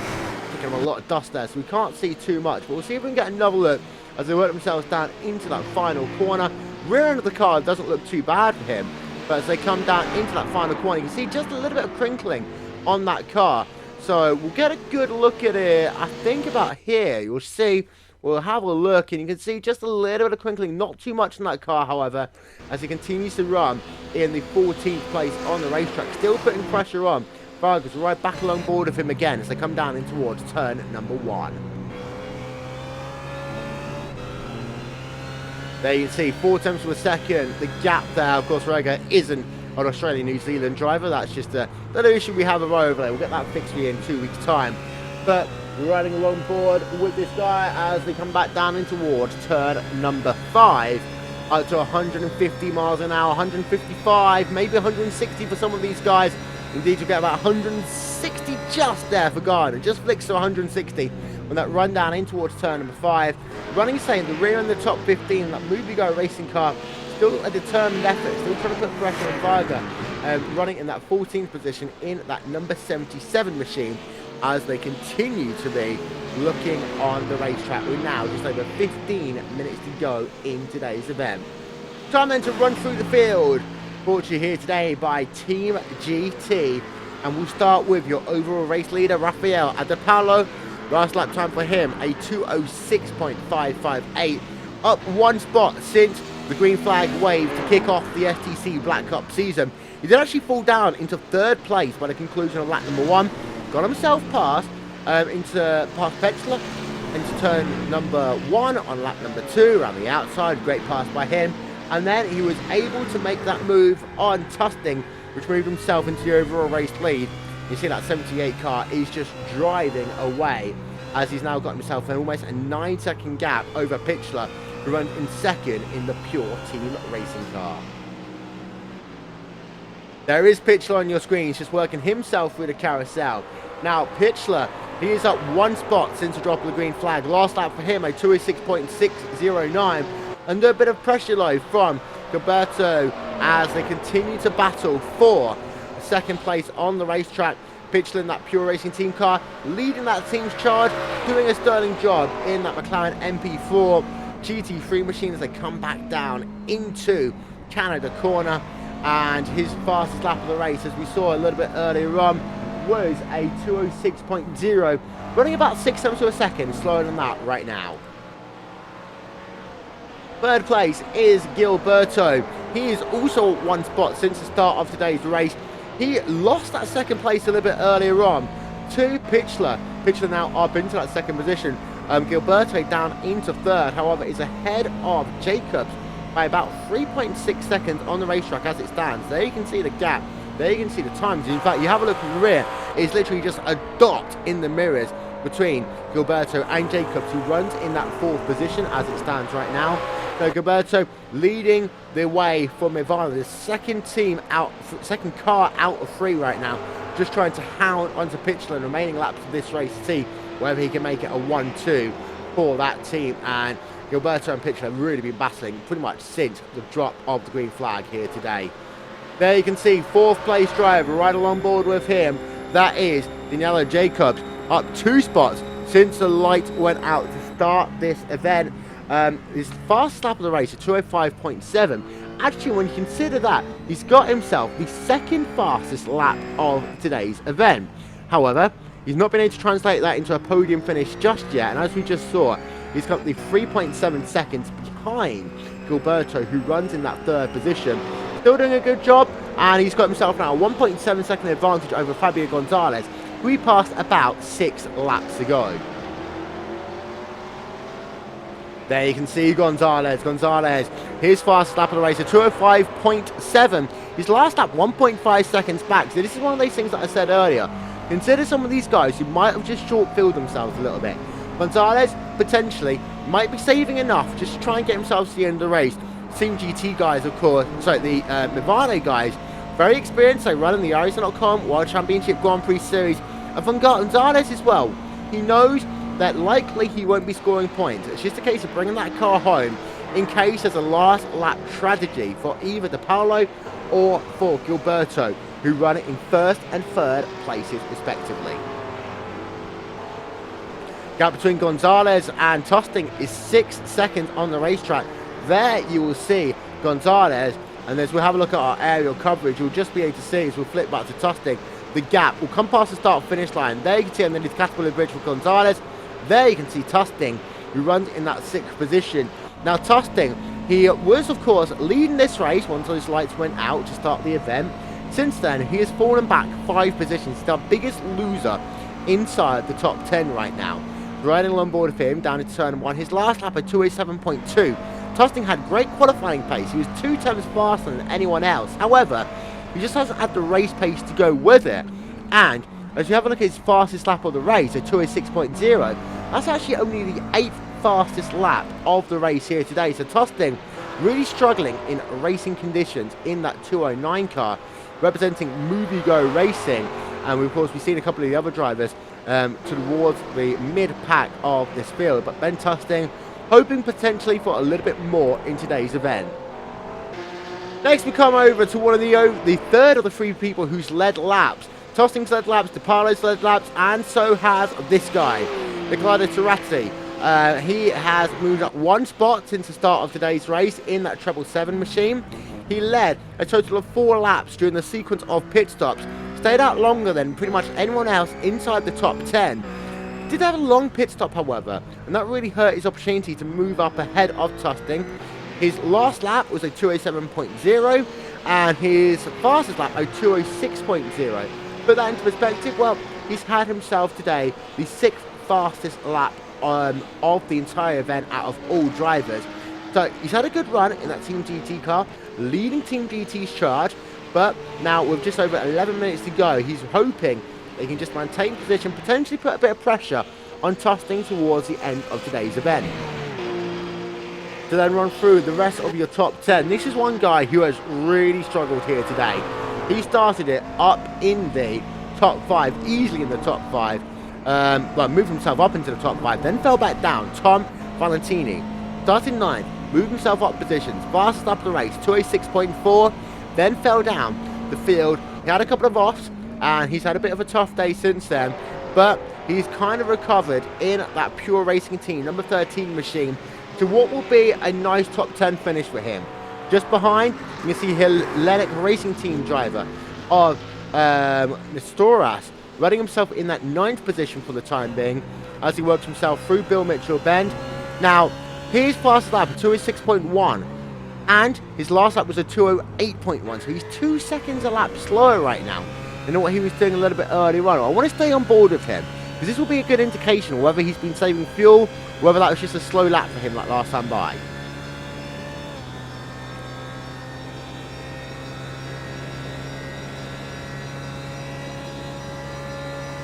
So that last lap for him, a 2:08.3, so even slower for him that last time by. We do have to apologise to the Hellenic Racing Team drivers as well. They've got a US flag, and we'll sort that one out. It needs to be Greek.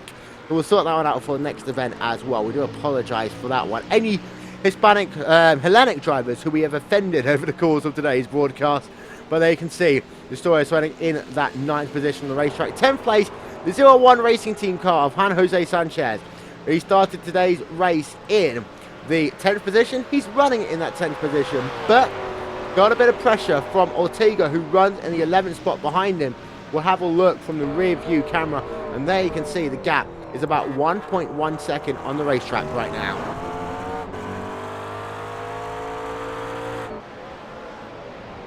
But that gap remains 1.1 seconds. That last time by, it was a 206.2 for Sanchez, a 206.6 for Ortega. Ortega running in that 11th place. Well, he started today's event in the 17th position. He's got the longest name in the field, so it makes our lives a little bit difficult on the overlays, but started 17th, running in the 11th spot. Last lap though, a 208.0, so he's dropped off by about 1.5 seconds in the course of today's event, as we're right along board with him.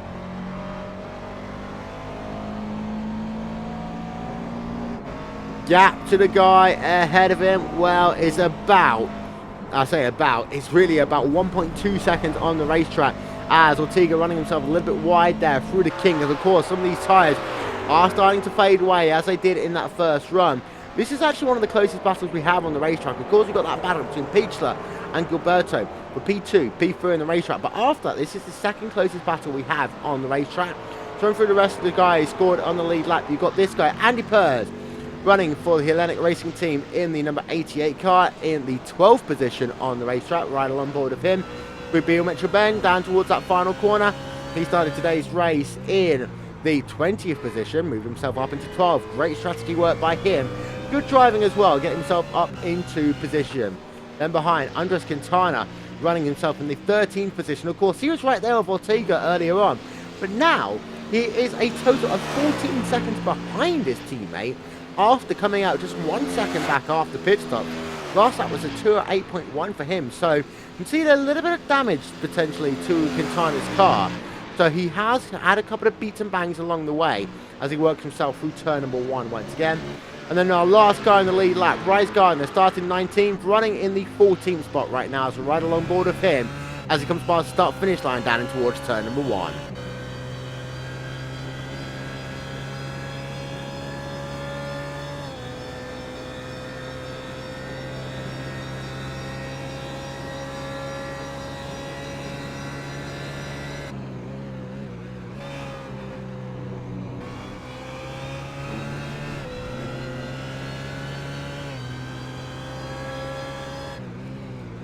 This is the last guy scored on the lead lap. There are a couple of other people who are still circulating in today's event. You've got this guy, Renes Dijos. Of course, he was the last guy to pit in that Blue Flag Racing number 3 machine. He's now scored 1 lap down. This guy is also running still for Blue Flag Racing in the 16th position, Christoph Badbridge. Blue Flag Racing having a tough day here today. And then potentially a really interesting one, Luigi Nespolino for Team GT. Have a look at how many positions he has lost. 10. Started inside the top 10, had a tough day, but as I said earlier, he actually has one of the fastest laps of the event, and at some point he was going as fast as your race leader. So Luigi Nespolino still doing some decent laps. He's 2.2 seconds right now behind his closest rival, who actually at this stage is Babs, as we ride along board with Nespolino. There you can see the car is just ahead of him. Nespolino hoping to try and get past them before the end of today's event, as we've now just got 5 minutes left on the play clock. Battle for P2, P3 in the racetrack. Well, Pichler hasn't been able to get clear into the woods just yet, but he's still got himself that 1.2 second advantage. We have a look from the rear of Pichler, and that is to Gilberto, 1.3 seconds. Pure Racing Team trying to stop it being a 1-2 for Movano Racing Team. And of course, last time we had STC, it was all about INEX domination. This year, it does look as though that Movano Racing Team are the team to beat, but 7 rounds in the championship, there is a lot to do here, and I think that potentially there could still be some big movers and shakers in this championship. Even though Movano's been good here, we've got so many different tracks to go to. As I say, 2 weeks time, we have ourselves Road Atlanta, 45-minute sprint race, so no pit stops required for that event. Then we go to Spa, Interlagos, Daytona, Mount Panorama, and Monza. A big variety of racetracks as we ride along board now with Gilberto, with what potentially will be about 3 laps to go. And this is again what I was talking about. These guys 10 seconds behind your race leader. We'll probably see that white flag, checkered flag come out when Paolo's actually down in that run down towards turn number 5. So these guys, some of them is going to have to make up about half a lap of fuel to what they're expecting. And you might see 1 or 2 people at the rear of the field. I'm having a look, people like Ray Garner, for example, potentially even just go down 1 lap, just because it'll make their lives a lot easier than having to do another entire full lap. They might as well go down a lap. There's not much positions that they can gain or lose. They might even be able to gain a little bit if guys around them, of course, decide that they run out of fuel. And as I said before, it's an uphill run to the start-finish line. And we see it so often. People run up the hill and then fall back down it again. Nespolino's been able to make a move up through the field. Let's see whether or not we can get a replay and see what happened to him. Let's get himself past Christopher Babs in the battle for the 16th position on the racetrack. Going to ride along board there with Nespolino. So this is out of Bill Mitchell Bend down towards the final corner. You say there's 3 minutes left on the play clock. This is a replay. You see Nespolino then. We'll have a look from high above. Does he make that move down in towards turn number 1? Does look as though he's going to look down to that inside as they come down side by side into that first corner. Making it look easy is Luigi Nespolino getting that move done down in towards turn number 1. Nice and easy pass then for Luigi Nespolino. Moving himself up. Damage limitation ready for him now, of course, in this event. As we are now down to just 2 minutes, 41 seconds, riding on board with your race leader. So, a lap time here, last lap 2 minutes 6. So, let's have a look, see when that play clock comes down to 2 minutes 60. It will, I think, be on that run down and towards turn number 5. Ride along board with your race leader, who has led 35 out of the 41 laps in today's event.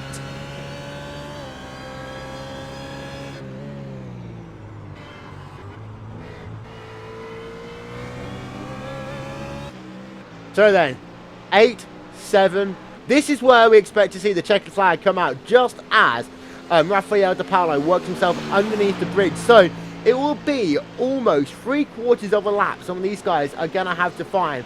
And I wouldn't be surprised to see a couple of other people having to make a splash and dash, because if they don't make it to the start-finish line, they will lose an absolute ton of positions. So this is where that third driver can come in really useful. If you're one of those teams, like Movano, who's got yourself a driver in first, in third, and in 5th, then you don't need to worry as much. Some of these other guys, with our lead guys towards the rear of the top 10, for example, people like the Team GT cohort here today, then potentially they might really be starting to worry right now. And of course, your lead Team GT driver is this guy, the 777 machine of Riccardo Cerati, who of course has got his teammate, Nespolino, just running in the 16th position, and no real chance of making up any more positions in today's event. 1 minute to go then on the play clock to sum up some of the battles. She's still got this one between Pichler and Gilberto. 1.2 seconds on the racetrack. This is that battle for P2. Just behind, you've got Sanchez still battling with Ortega. This is the battle for 10th place on the racetrack. Right along board with Ortega. There you can see the gap. It's about 1 second on the racetrack as that play clock is now down to 40 seconds to go. So Di Paolo is going to work himself towards the start-finish line. He will see himself the white flag this time by. 1 more lap to go of the first round of 2014 STC Black Cup here on RaceSpotTV. Here's your race leader, now led a total of 36 laps. Rafael Di Paolo hoping that he'll lead the 37th and final one of them is right along board with him.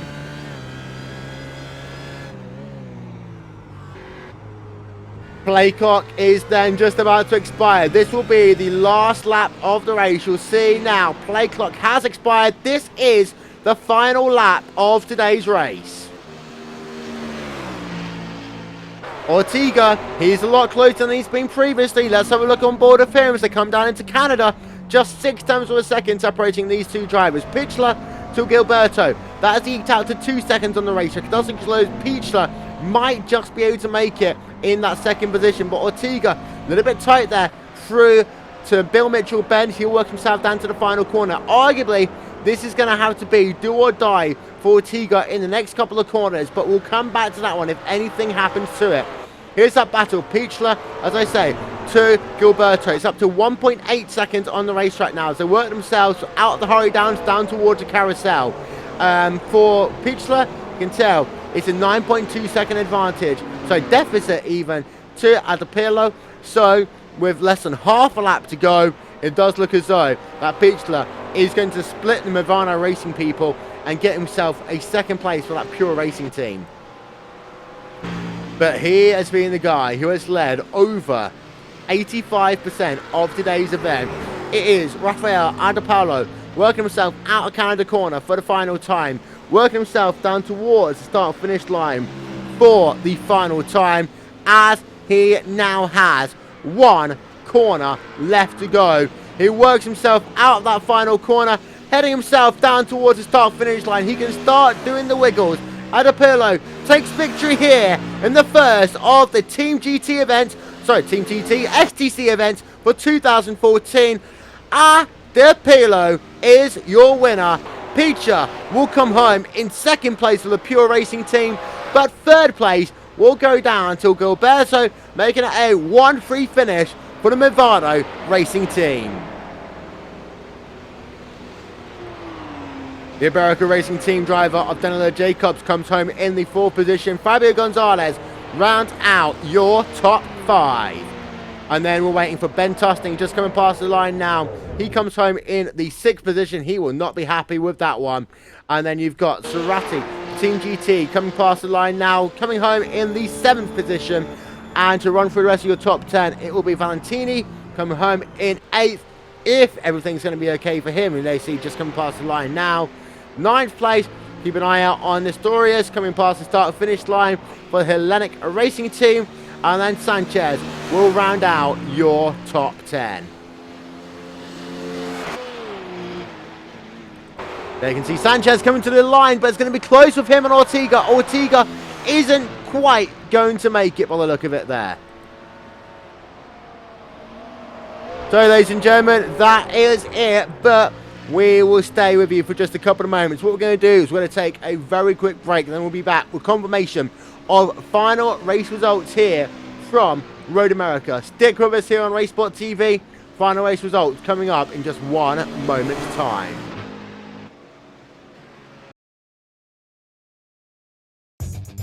Simulated racing can be awesome, but it can also be kind of a free-for-all. Interestingly, auto racing faced the same problem in its earlier days. Whether it was on the back roads, the beaches, or the city streets, the racing was fun. But there was always a certain level of chaos and danger, until some folks came along and put some order to all of this. Stuff like official racetracks, regulations about weight and equipment, and enforcement of standards. That's what gave us high-speed excitement, fast-paced action, and photo finishes. That's when racing became racing. The guys over at iRacing.com have made the same transformation in the world of sim racing. Sure, they've got the most accurate tracks and realistic cars out there, but that's just the start. See, iRacing analyzes the performance and results of each driver in every race, so you can be sure you're always placed in races where the competition will be tight, and that those reckless drivers who ruin it for us all are kept in the pits. Not to mention that with over 45,000 active members already in their vast community, you can find races day and night, so you can always get in on the action. You can even join a league of your favorite series. And since updates are always automatic, you don't have to worry about software and can focus on the track. Zip up your fire suit and check out iRacing.com.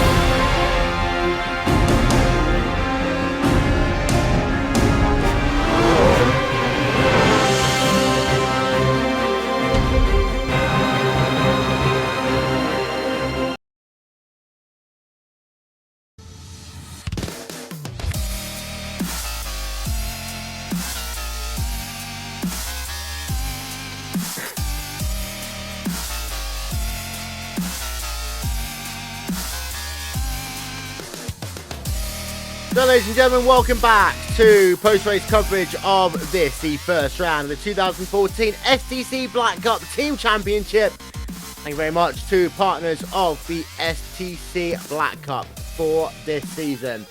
So then, to run through your final race results, it is Rafael Adipalo for the Movano Racing Team taking victory from Patrick Pichler. Gilberto coming home in the third position. Danilo Jacobs in fourth. Fabio Gonzalez in fifth. Ben Tosting sixth. Ricardo Cerati in the seventh position. Tom Valentini in eighth. Nestorius in ninth. And then Juan Jose Sanchez rounding out your top 10. And you can see that it's Movano from Pure Racing, from Movano, from Iberica, from Movano, Movigo Racing, Team GT, Pure Racing, Hellenic and 01 Racing Team. Got ourselves a number of different teams represented here today. That's the important thing.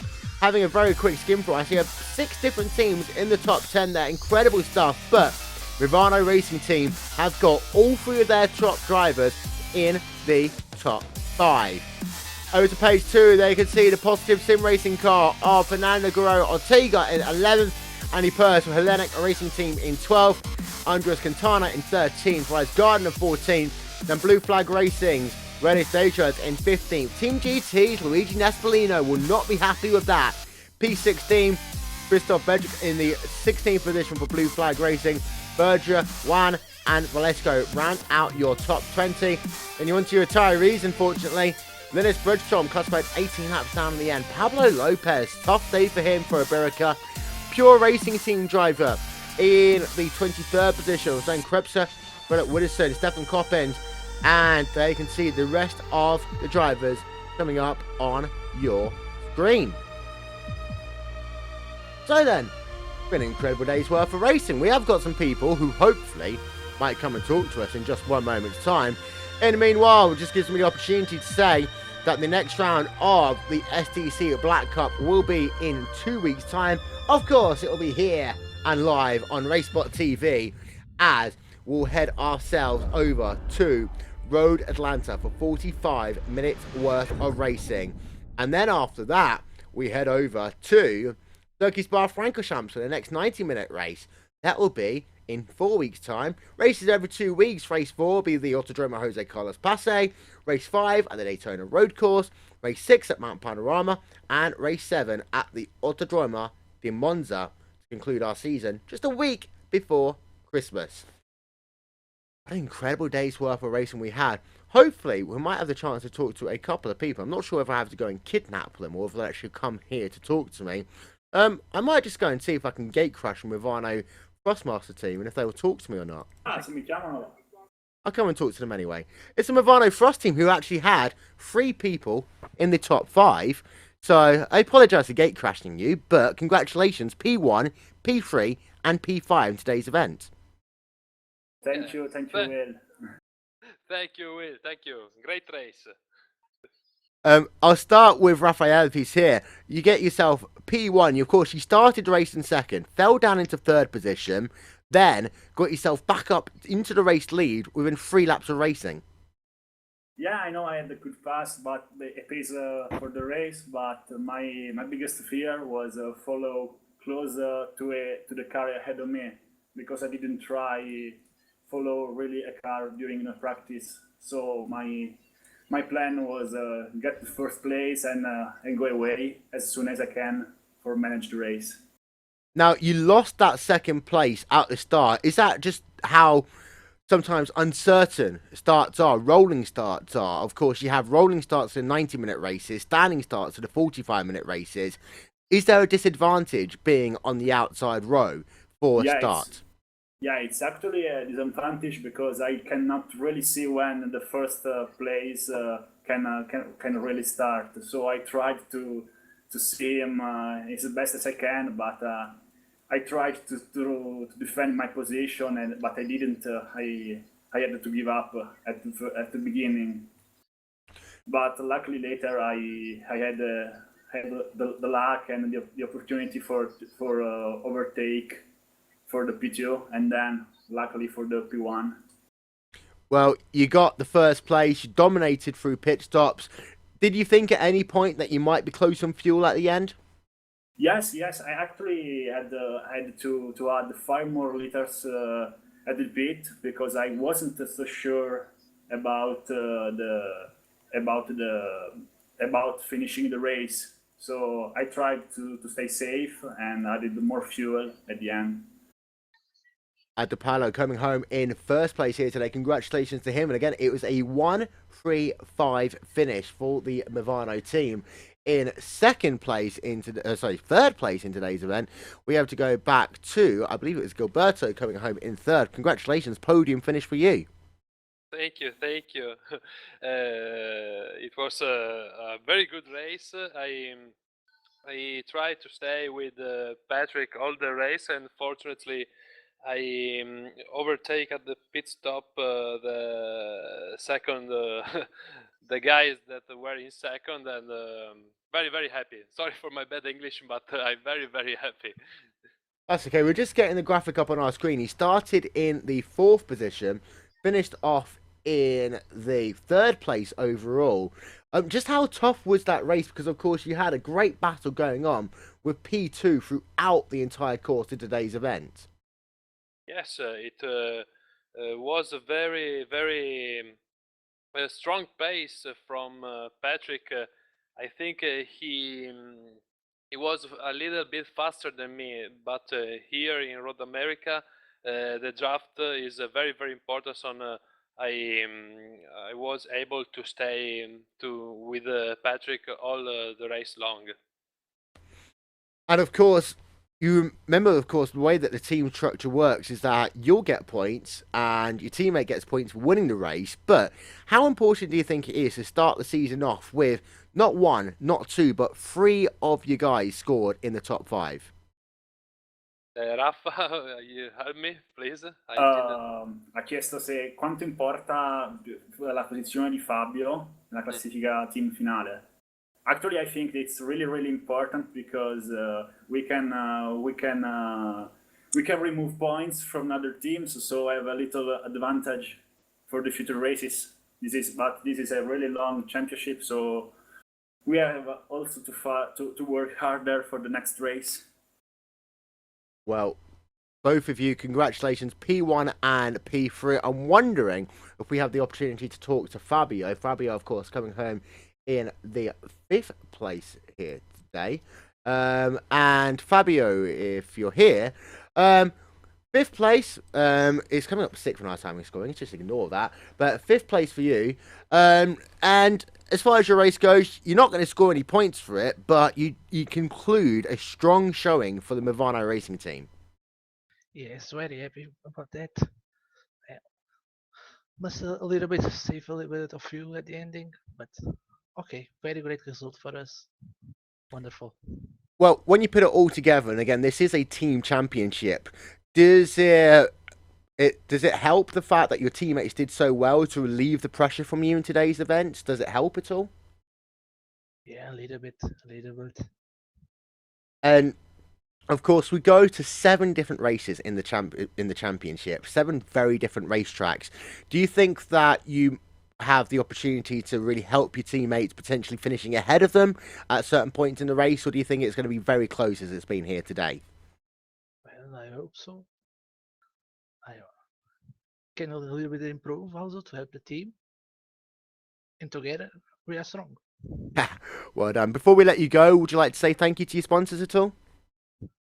Yeah, Yes, we'd like to say thank you to Trustmaster that always support us, to STPH Technology, and to DrivePod that really support us.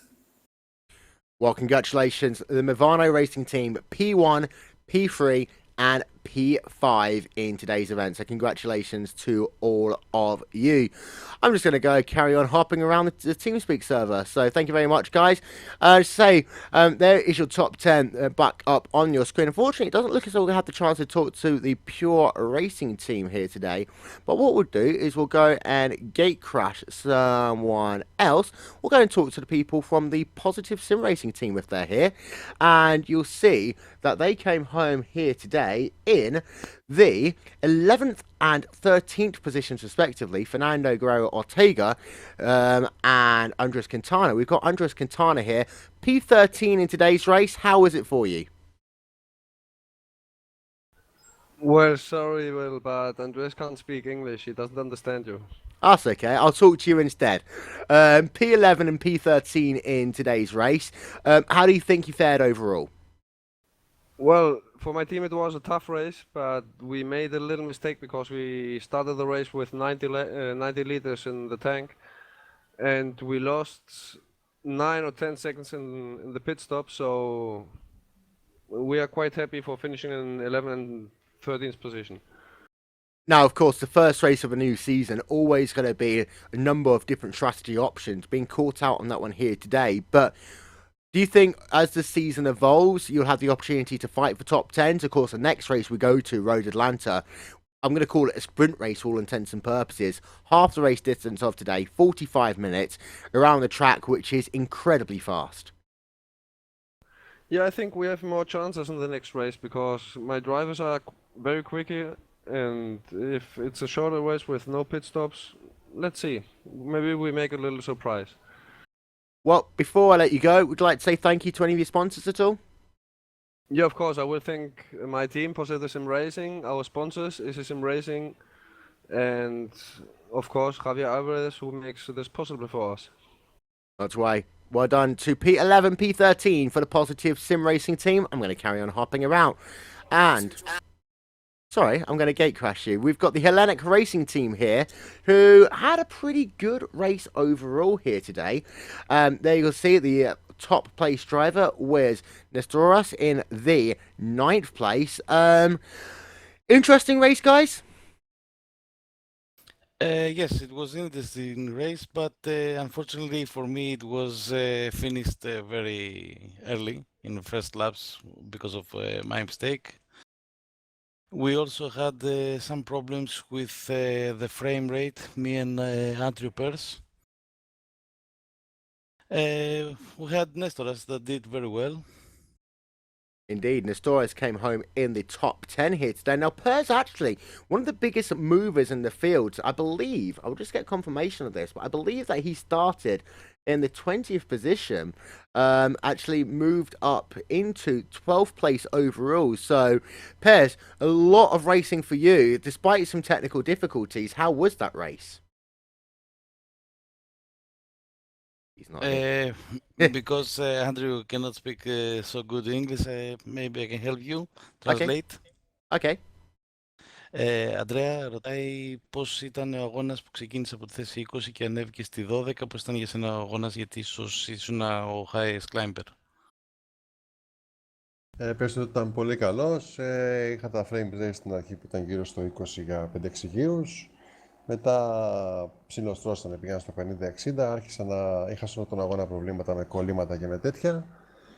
Κάνα 2 άτυχες στιγμές, αλλά όλα πήγαν ok και τέλος καλό, όλα καλά.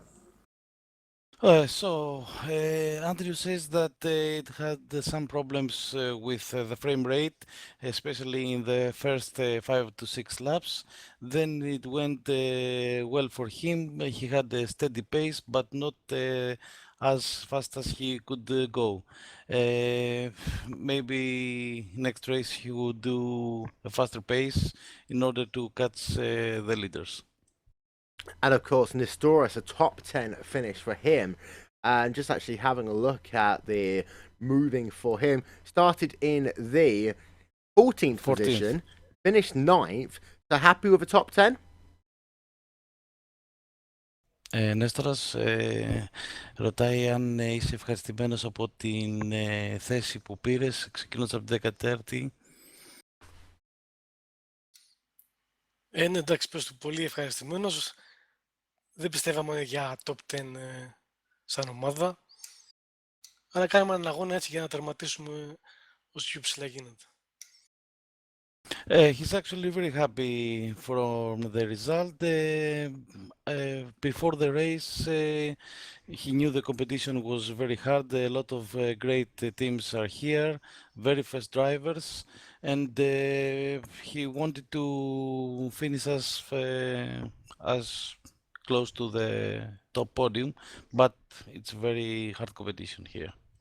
And of course, with your issues being classified down, I believe, down at the 26th position, it's been a so-so day for the team. But of course, you must be happy with the way the rules are, that only the top 2 drivers in a team score points.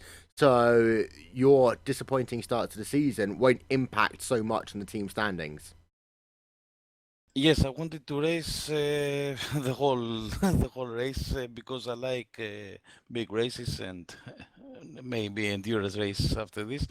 But I had a problem at the last turn that hit the wall, and the car wasn't able to drive after this. I tried to make repairs, but the steering wheel was not good. After that, I had to stop. Well, 45-minute race, Road Atlanta next time by. Hoping for some more top 10s, I presume. We try to do our best. Not to worry. The Hellenic Racing team coming home today in P9, P12, I believe, and in P26. So well done to all of you guys. Thank you very much for talking to us. Thank you. And then I'm just going to continue hopping around. We've got a couple of more people to finish off with. We'll start with the Team GT team. And Team GT team, of course, they've had a very interesting day. Worked well for one driver, not so well for the other. As we get the results back up on your screen overall, you'll see that you have Ratti in the 7th place, but then for Nespolino, you have to go down all the way outside of the top 10 in order to find him, down in the 16th position. And Team GT, been a bit of a tough day for you here.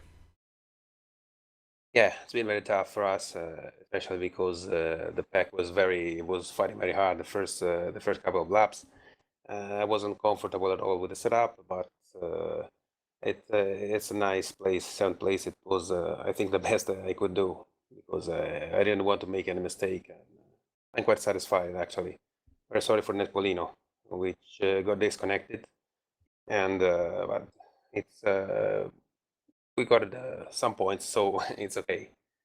Well, it's an interesting point for Nespolino because we did notice that around the midway point of the race, he was actually lapping as fast as the leaders. Now, for yourself, you did lead 4 laps today with that long first stint for you. Do you think that ended up being an advantage, or do you think that overall that might have hurt your chances of being able to progress further towards the top 5? Well, no, I think it would have been the same because my pace wasn't so fast. And the problem is that I actually took too much fuel during my pit, and I ended up losing something like 10 seconds. But anyway, I think I couldn't do better than the 7th place, so it's fine for me. And of course, the last time we had STC competition, it was an interesting, sometimes tough run for Team GT, of course, fighting against the dominance of what was INEX last time around. This time does look as though that Movano are the team to beat. As we head into Road Atlanta in 2 weeks' time, do you think that you can get yourself into the top 5 podiums, potentially battling for some wins?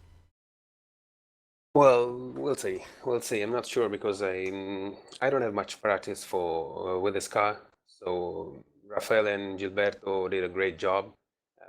They've been very fast. So at least for this race, Ivano seems the team to beat. Well, well done on your 7th place. We'll let you go. Anyone you'd like to say thank you to, sponsor-wise?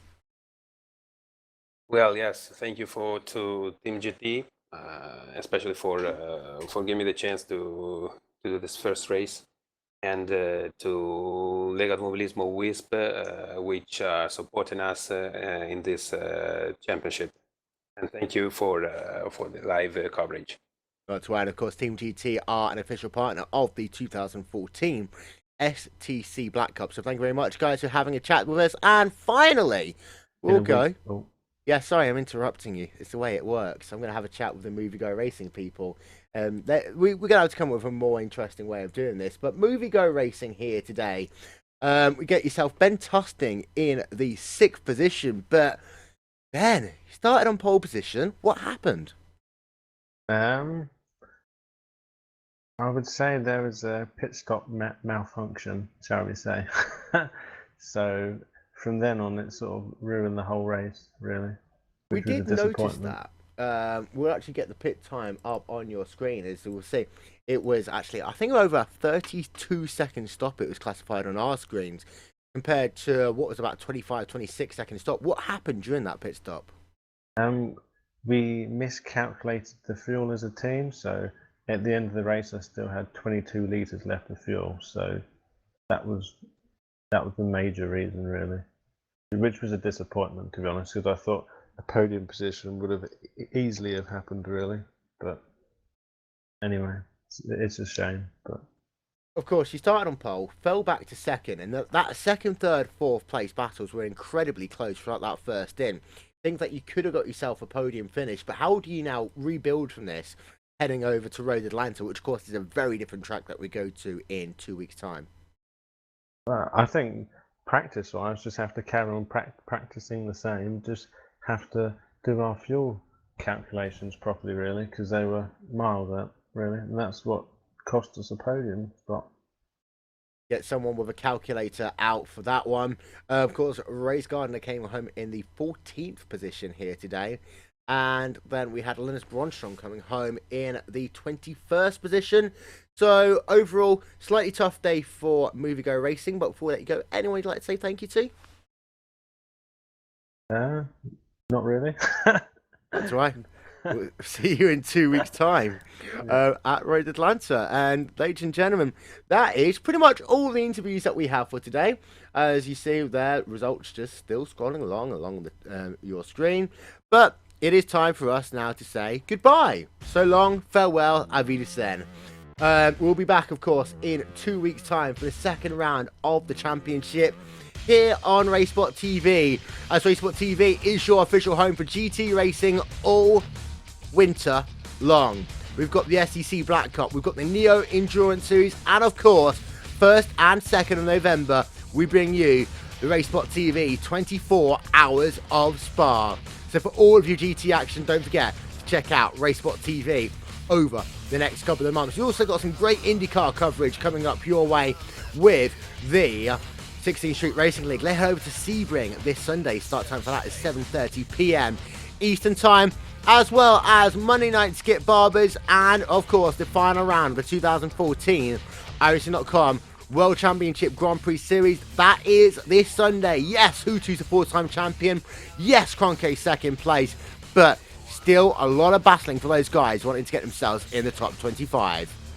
Ladies and gentlemen, this has been a RaceSpotTV presentation of the first round of the 2014 STC Black Cup, brought to you here by Team GT. We'll talk to you all in 2 weeks' time. Congratulations to Movano for getting 1-3-5 here today. Myself, Will Vincent, talk to you all next time.